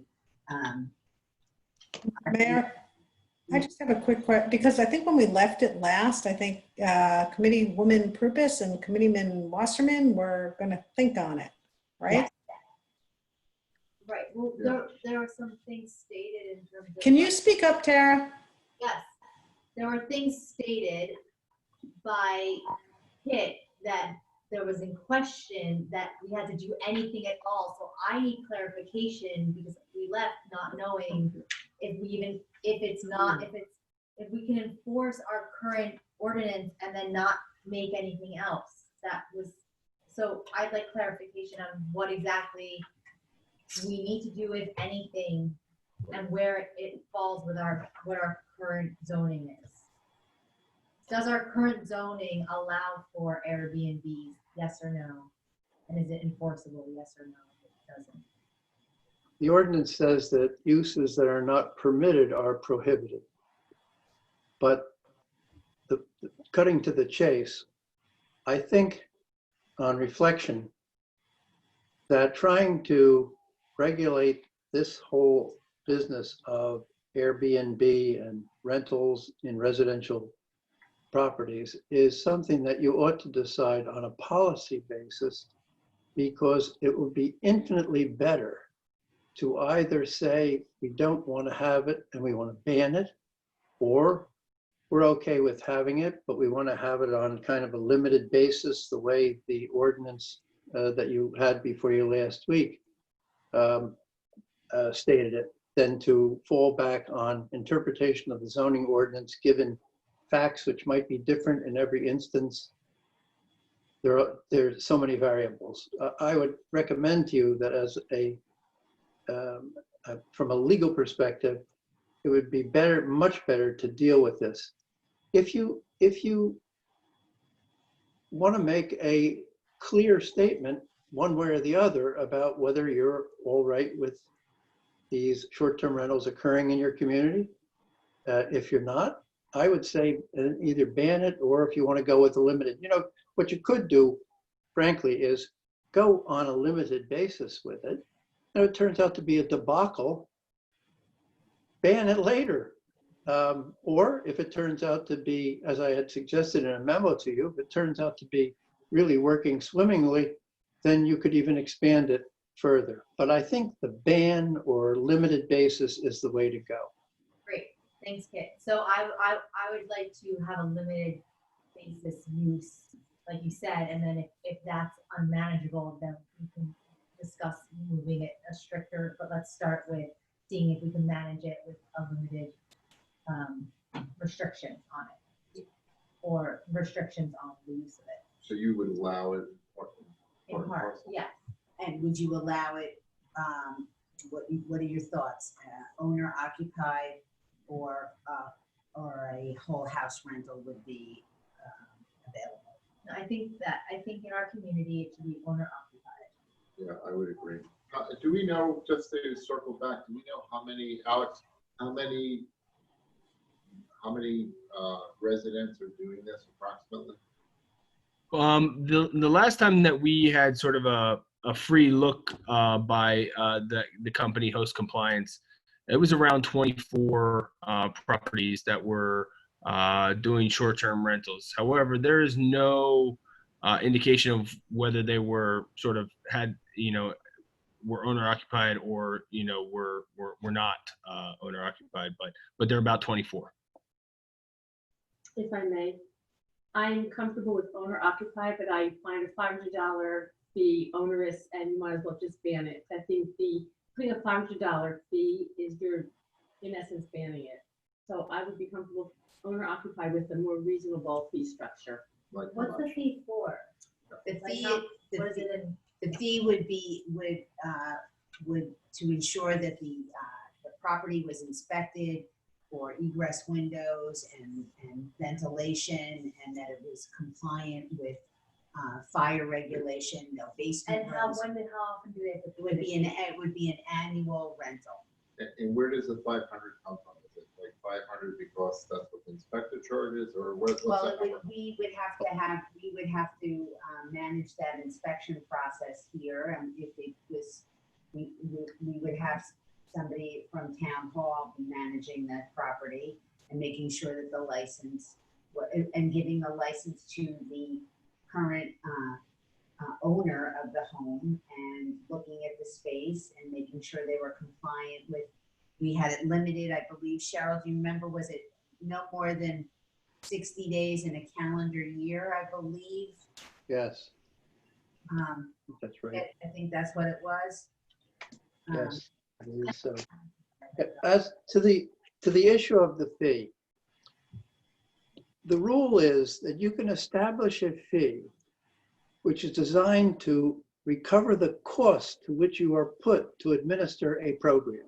You cannot establish a fee, well, we're going to establish this fee so high, nobody will ever do this. It has to bear a relationship to the processing of this application for the inspections that have to be made. The fire department goes out and makes sure that the smoke detectors are working, all of that stuff, which is what I'll defer to Alex, but I assume that that's what this fee is designed to approximate, the cost to which you're being put to administer this program.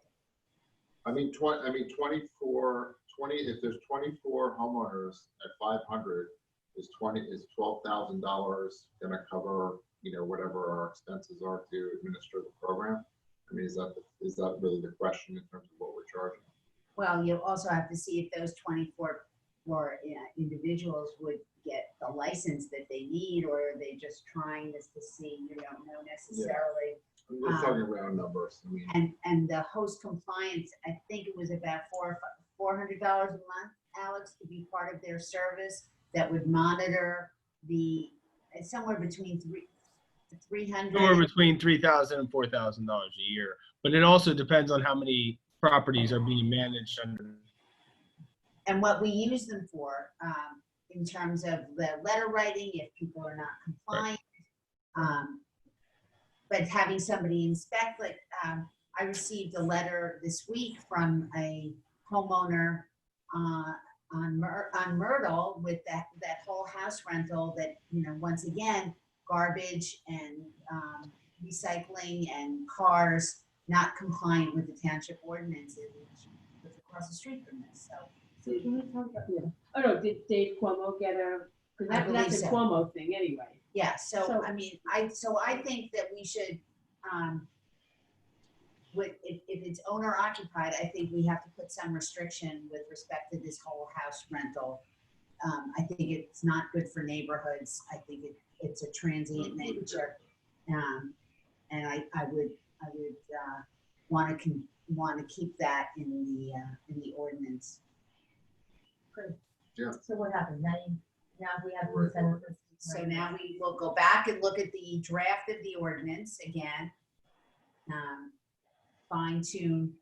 Cheryl, how do you feel about the $500?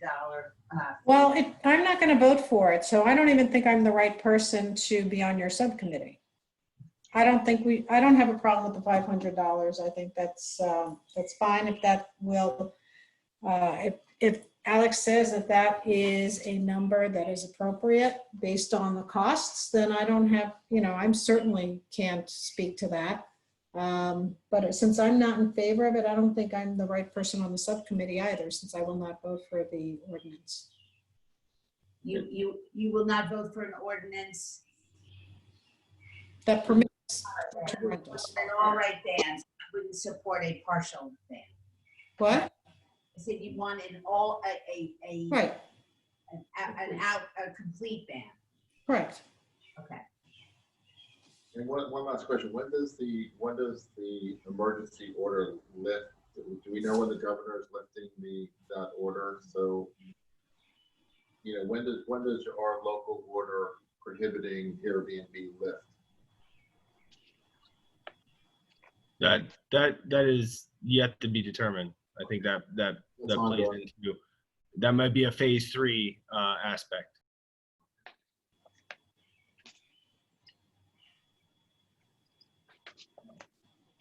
So the next, Alex, walk us through this. The next step would be to look at the ordinance again Yes? Yes, I think what you should do, however, is if Committeewoman Burstein no longer wants to be a part of the subcommittee to look at the ordinance, you may want to solicit one of your other committee members to be a part of it to help out with that. And then you take another look at it and present something to the committee for that is more toward your final draft for discussion, and then get it on for, eventually get it on for first reading. I'd love to sit on your subcommittee. I'm in, I'm all in. Done. Okay, all right, Okay. great. Okay. Special improvement draft. Continue the discussion on the bid SID. Can I ask one quick question on that? Is there a red line of this, or black line, or whatever you want to call it, compared document? Is this the same document we saw last time, or is this amended? This is revised, right? It is revised. It should have shown the revisions. I believe there were 3 revisions, Kit, 2 to the powers of the DMC and 1 to the when the SID assessment would be assessed. Yeah, I think we sent over an underlined version. I think you probably got, I'm sure actually, I compared them. You got sent the merged version, but I could quickly go through the changes if you'd like to discuss. That would be them. great, thank you. What was done. Mhm. If you turn to page 4, which is subsection B there concerning the imposition of the special assessment. There's the provision which Mr. Wasserman made mention of earlier, that notwithstanding the provisions of this section for A, no special assessment shall be imposed until the year 2022. Over then on page 6, you'll remember we had a discussion concerning the powers of the corporation. I think the lady who spoke earlier misunderstood what I said. I was referring at that point to this section, and that this section simply carried forward the provisions that had been in the old ordinance, but we've revised it to eliminate the ability of the corporation to obtain loans from private lenders, and limited the borrowing of money to borrowing from governmental entities. That's in subsection F. In Where was subsection the first I, one? Mhm. borrow Go ahead, money. sorry. In I,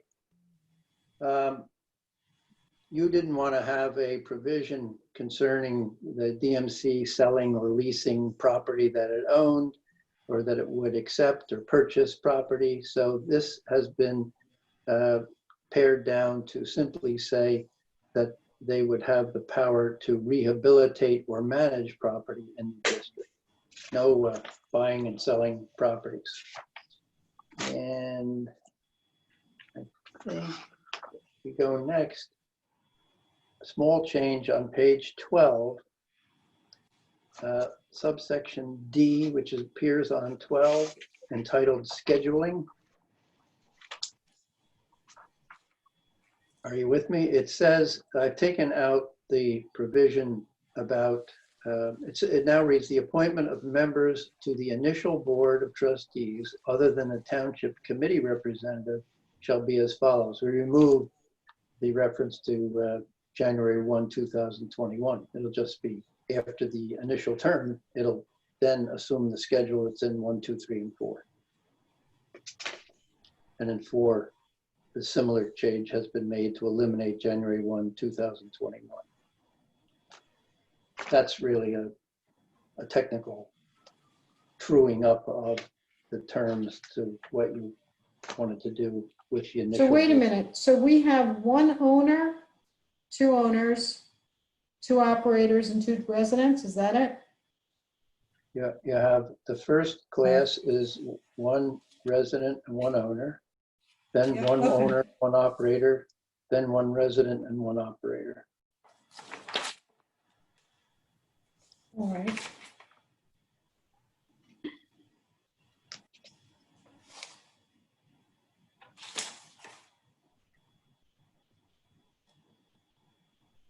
Two of each class.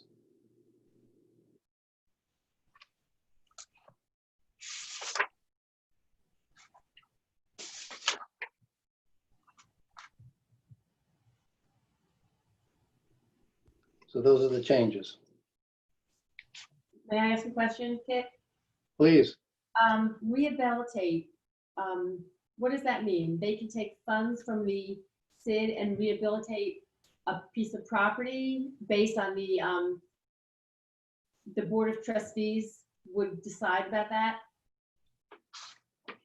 Let's get back to that section. Little I.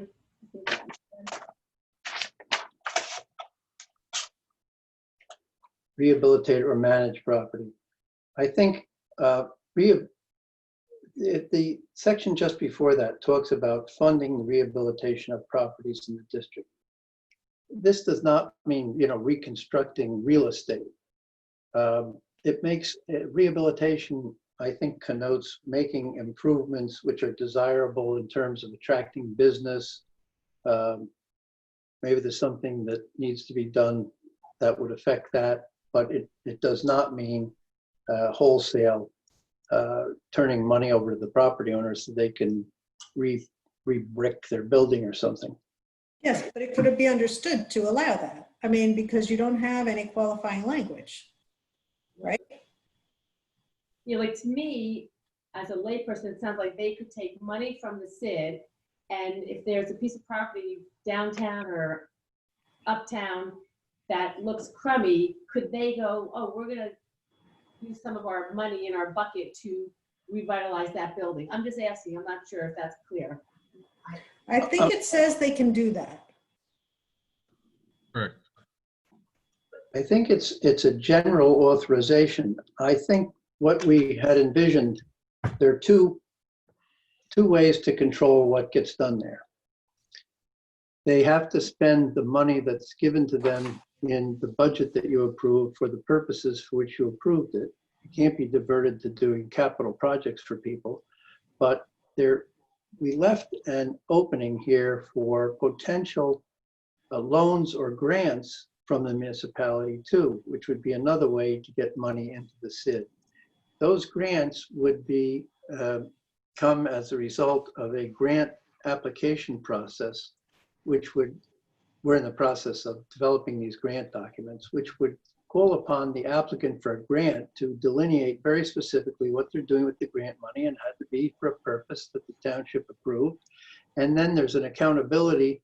The DMC has to make sure in the implementation of that money that has been turned over for grant purposes that it's really being used for that. And then there will be a final step where it gets audited at the end to make sure that the grant money was used for the purpose for which it was allocated. So this rehabilitate is a general term.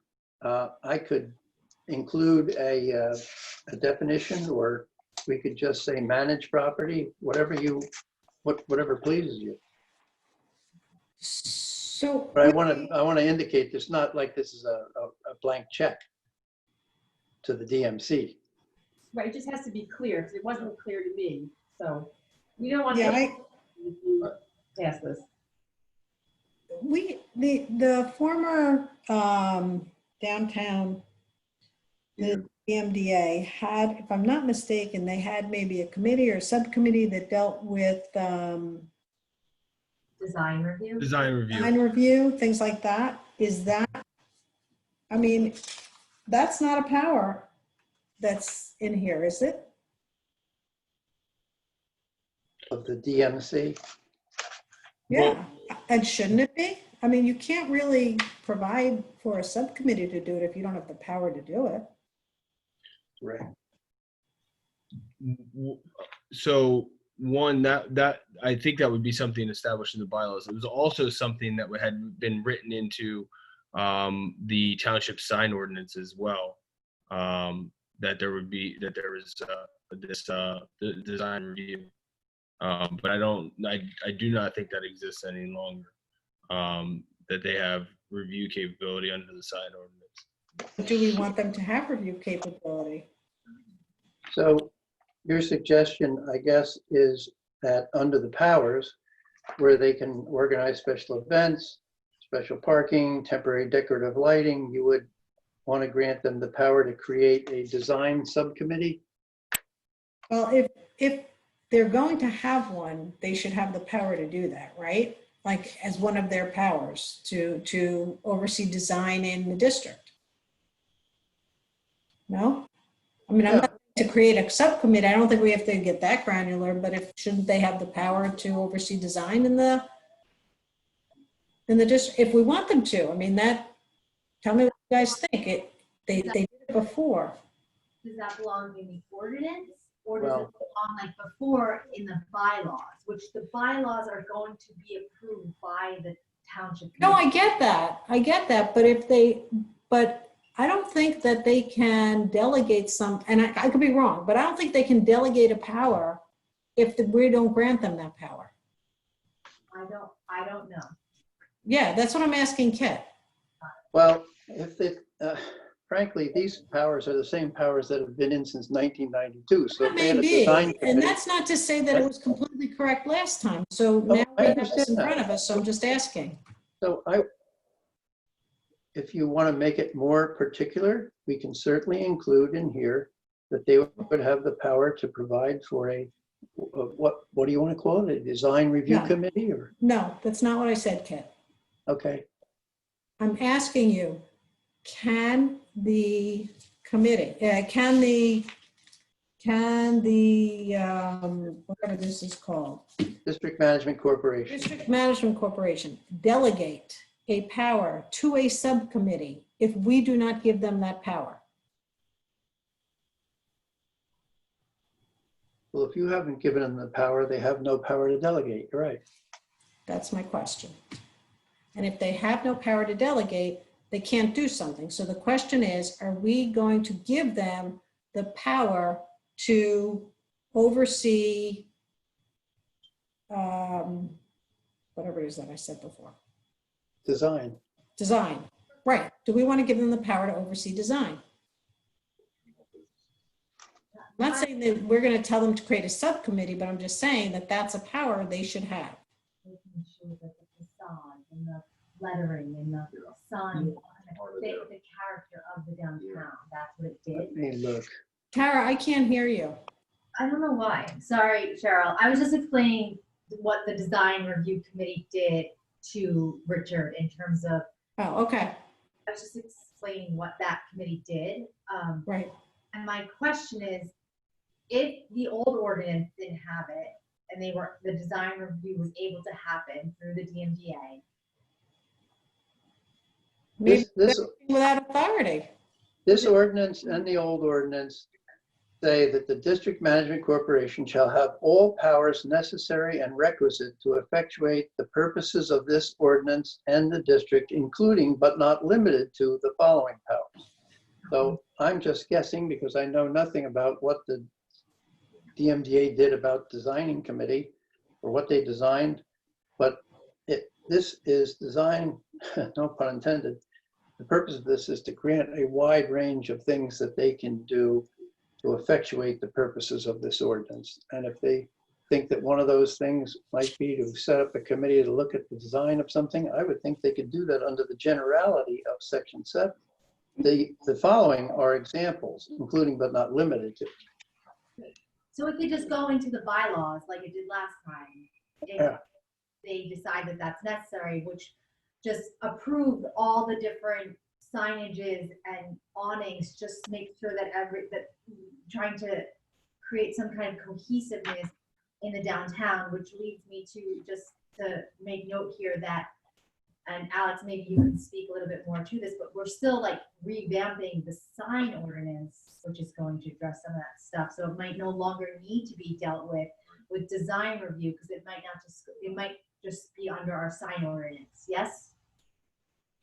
Yeah, I mean, I think that certainly there would be elements under the sign ordinance. I think the question is going to be sort of what role does the committee want this this organization to play into that design review, or even whether it's the executive director position that helps with design review and works with the planning board or you know, the zoning officer, things like that. So I think you can.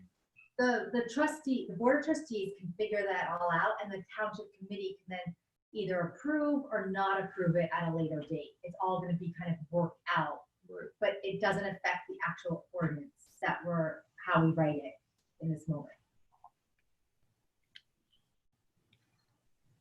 Is that That's correct? good.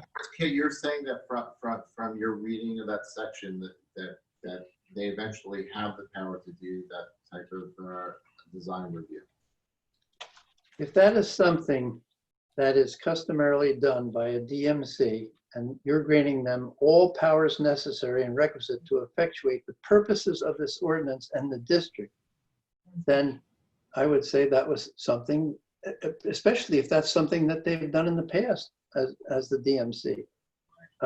But if you want to particularly call that out as one of the examples, you know, including but not limited to the following, and you want to make mention of the fact that there will be a committee which will review, you know, storefronts, awnings, whatever, design. No, You could listen, put if that you in think there it's too. in there, that's fine. I was asking the question.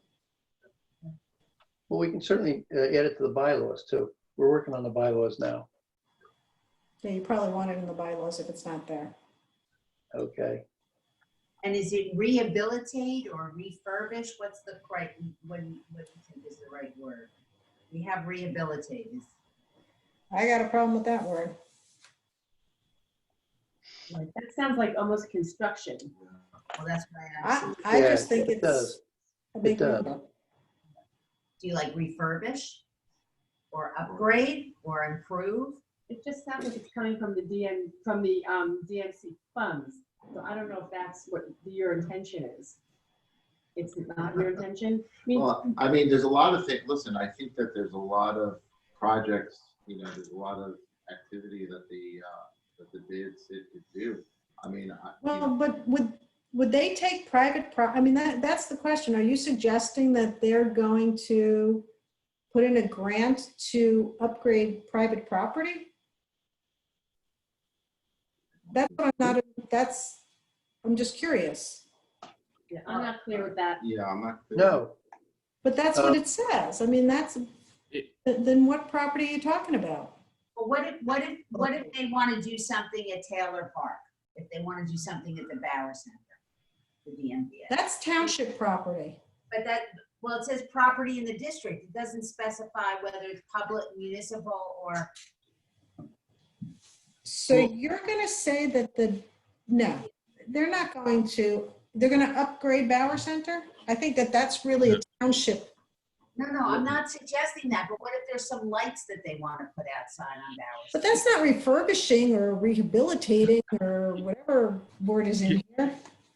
Can I just so just real quick on this point is that I think what you're all saying is exactly what it is that this would be the ability for the SID to take money, whether from their budget or from a grant or from money received from you know, the township or whatever it might be, to then use that money based on a program that they've established that has qualifications that have been voted on by the board of trustees or whatever else, you know, other function they have, voted on by the board of trustees based on the need of that person who applies. So in short, yes, it would be funds, whether that's decided by the board in their budget to say that we want to put, you know, $10,000 away for, you know, facade improvements. I think it's just generally what it's been called. I think rehabilitate might be a strong word, but it was always called facade improvements. Okay. Which was basically, you know, something that they would grant money toward a business or property or whatever to make improvements to, again, further the appearance of the downtown. So But I that's think they have that separately. I thought I saw something about facade improvements, maybe not.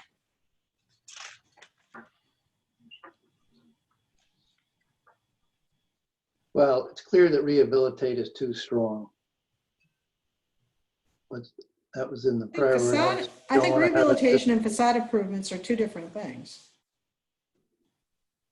I'm sorry, what? I said I think rehab and facade improvements are two different things. Yeah, I'm acknowledging the former reference in the existing ordinance to rehabilitation. You don't want to carry that forward into this one because it has implications of capital improvements made to a property owner's property.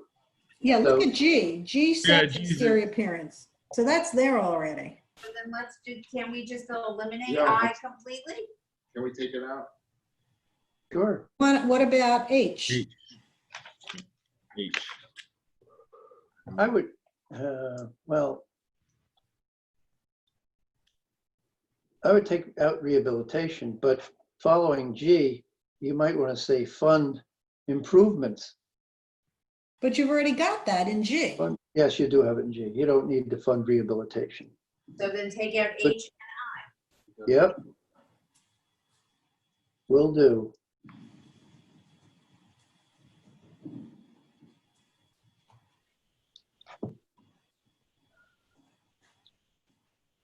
Good. Okay. All right. So I have a question. So are you planning on putting this on at July meeting for first read? Correct. So whatever changes Kit made, is that going to be available to all the property owners and merchants to look at and have time to comment? How does that work? I think this is on the web, isn't it, on your township site? It is on the township website under the business tab. The proposed SID ordinance as well as frequently asked questions can be viewed by the business owners and property owners.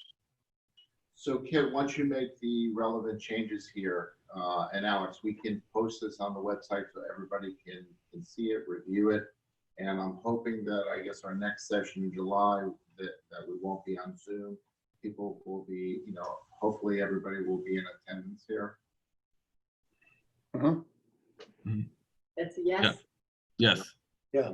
A hope. I mean, I can't speak to whether everybody will be in attendance, but we can definitely get it up on the web.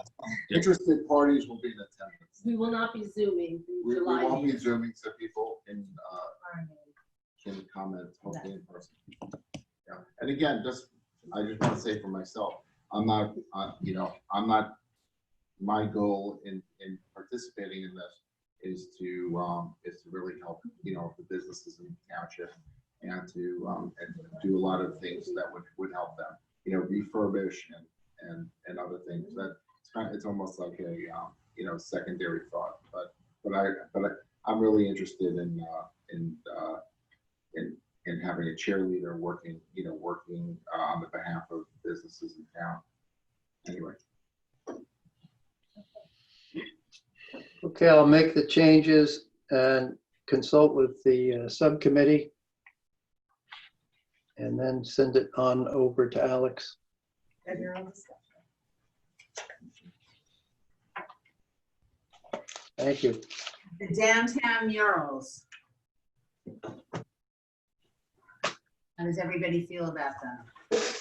Love them. Beautiful, colorful, fun. So in your voting, 1, 2, 3, 4, did you want to rank them? Cheryl, did you see these? Jackie, pull it up again. Yeah. Turn around. I can't see a thing from back there. Okay, sorry. I'll hold it up, Cheryl. These are.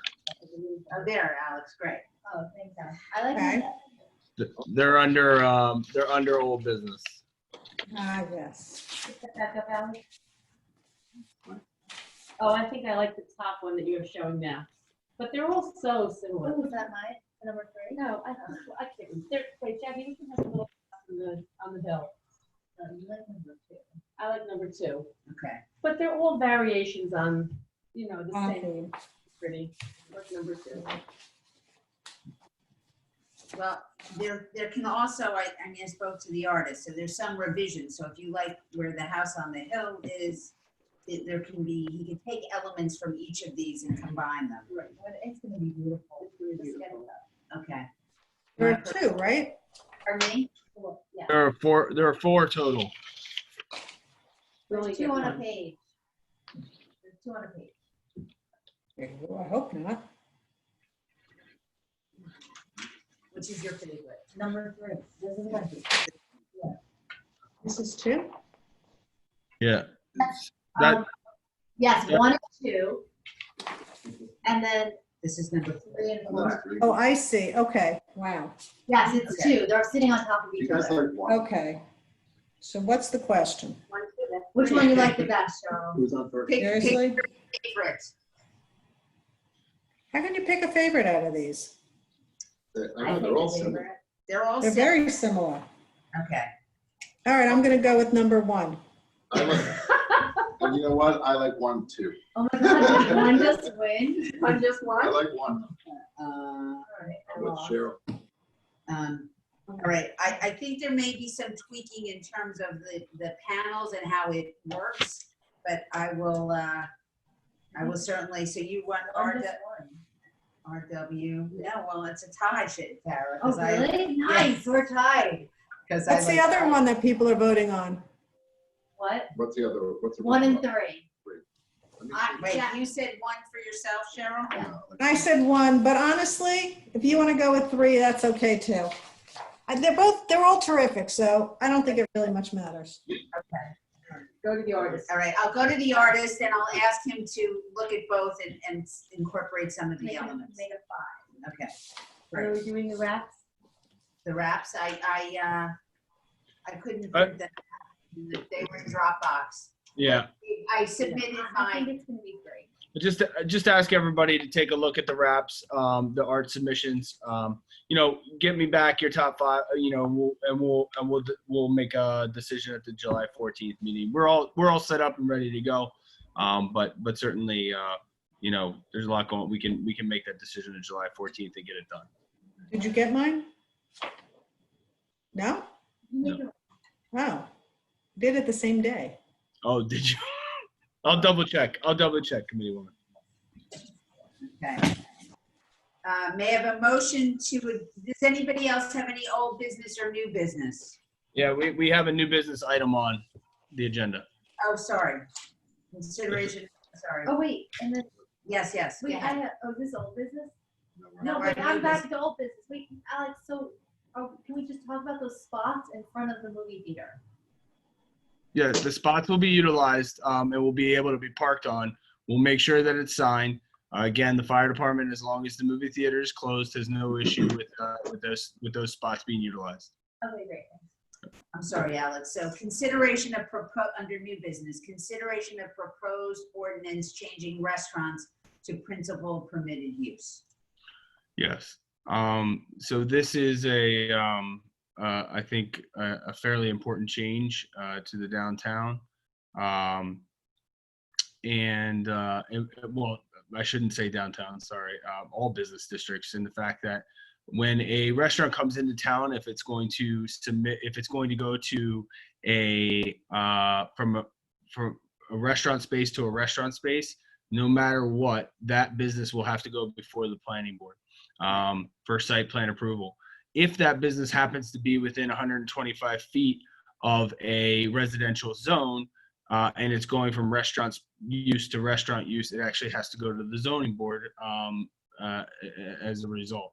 I think, this is one of those ordinances that has the power to ease entry, smooth movement into the township, and still offer the protections of prohibiting drive-through windows and also parking when there are parking requirements that change as a result of the use. In other words, if a restaurant wants to go into a retail space, certainly the parking impact will be greater, and thus they will still have to go to site plan approval. There's no way to completely just say,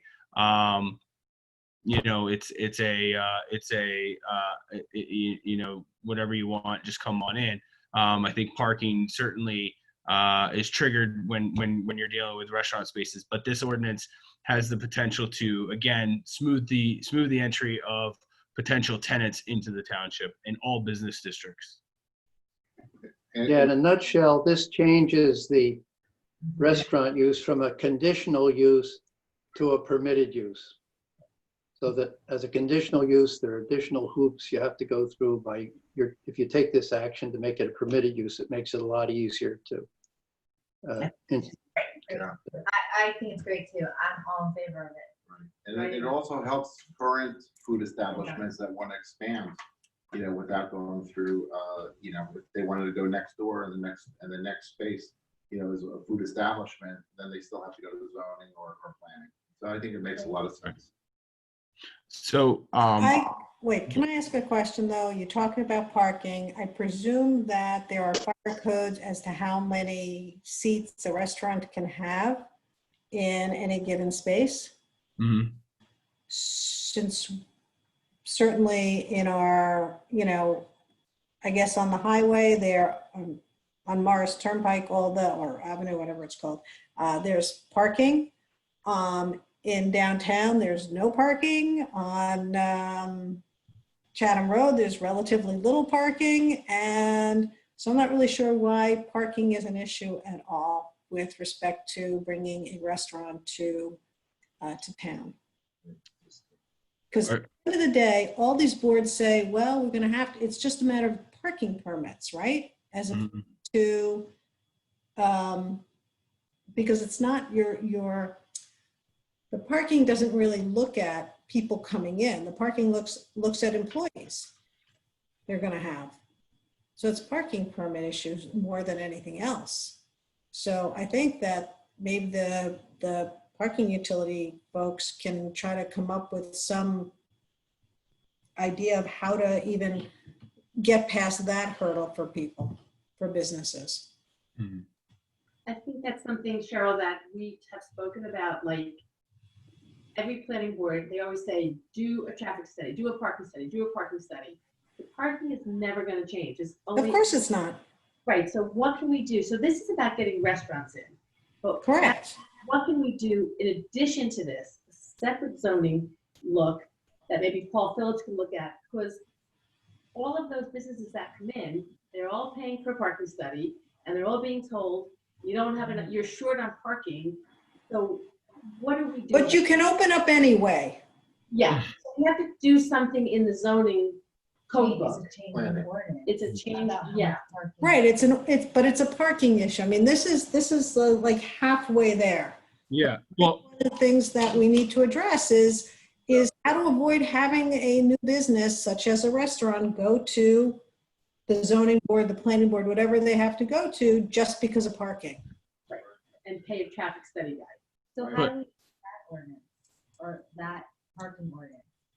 Well, what I'll say is that certainly when you start discussing parking, and as it relates to all uses, as well as restaurants and what your downtown or your B3 district or look like, I think that Committeewoman Burstein is right. This is potentially halfway there, but it's sort of that half a loaf is better than none right now. And I think that you take that the parking issue is a much broader issue that needs to be addressed, and how the committee and the township want to view that going forward. I mean, again, you could look at parking from a CCO perspective where you're, dealing with businesses each year and asking them to relate, through a payroll or something, how many employees they have, rather than requiring them to go before the planning board to get a finite number that never changes, even though their business may expand or contract from year to year. And so I think it's a much larger issue. And again, some towns do where you pay into a parking fund that helps, deal with capital maintenance of parking lots or things like that, as opposed to, I think there's just a lot of exploration to do there. And I think that this ordinance certainly continues to help pave the way for businesses entering the township, but there's more work to be done. So don't misunderstand me. I'm in favor of the ordinance, but I just wanted to raise the issue that it's something that we could be working on and thinking about and trying to correct this problem that we've had for years and years and years. And one of the things that we want to do is make it easier for businesses to come into town. That, dealing with the parking issue head on will certainly help towards that goal. Right. Okay, so does the planning board then ask us to direct our planner to look into that ordinance change, or do the TC, the five of us, say, we want to start looking into that and have Paul Phillips really do a deeper dive into the whole general parking situation? I would start that process. Is it a Paul Phillips issue though? That's really the question. I don't know. Well, Really I- a Paul Phillips question. Yeah, I think it's a, I think it's a, you know, a zoning question, and certainly a look at the zoning code and how it may be, Paul, it may be a specific, it might be a specialized individual in looking at downtown parking. But I would say too is, you know, I think we need to get, I agree, but you know, perhaps getting through this ordinance and then you know, getting to work on a parking ordinance as well. Yeah, I don't think one is exclusive of the other. I can't hear you. I said, I don't think one is exclusive of the other. So write this one up. Agreed. So let's just start, like Alex, just start like looking at how we're gonna move forward, different possibilities to address Charles' point. too. Right. I guess my question is, are you okay with moving forward with this ordinance as Of well? course. All right. We're all- Yeah. Both of them. Got it. Okay. They have any other items of old business or new business on for the committee?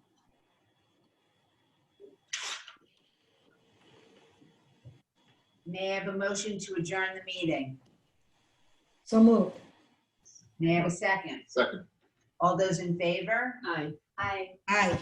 Opposed? Good night, everybody. Good Sorry. night. Good night. So for a minute, she didn't agree. All right.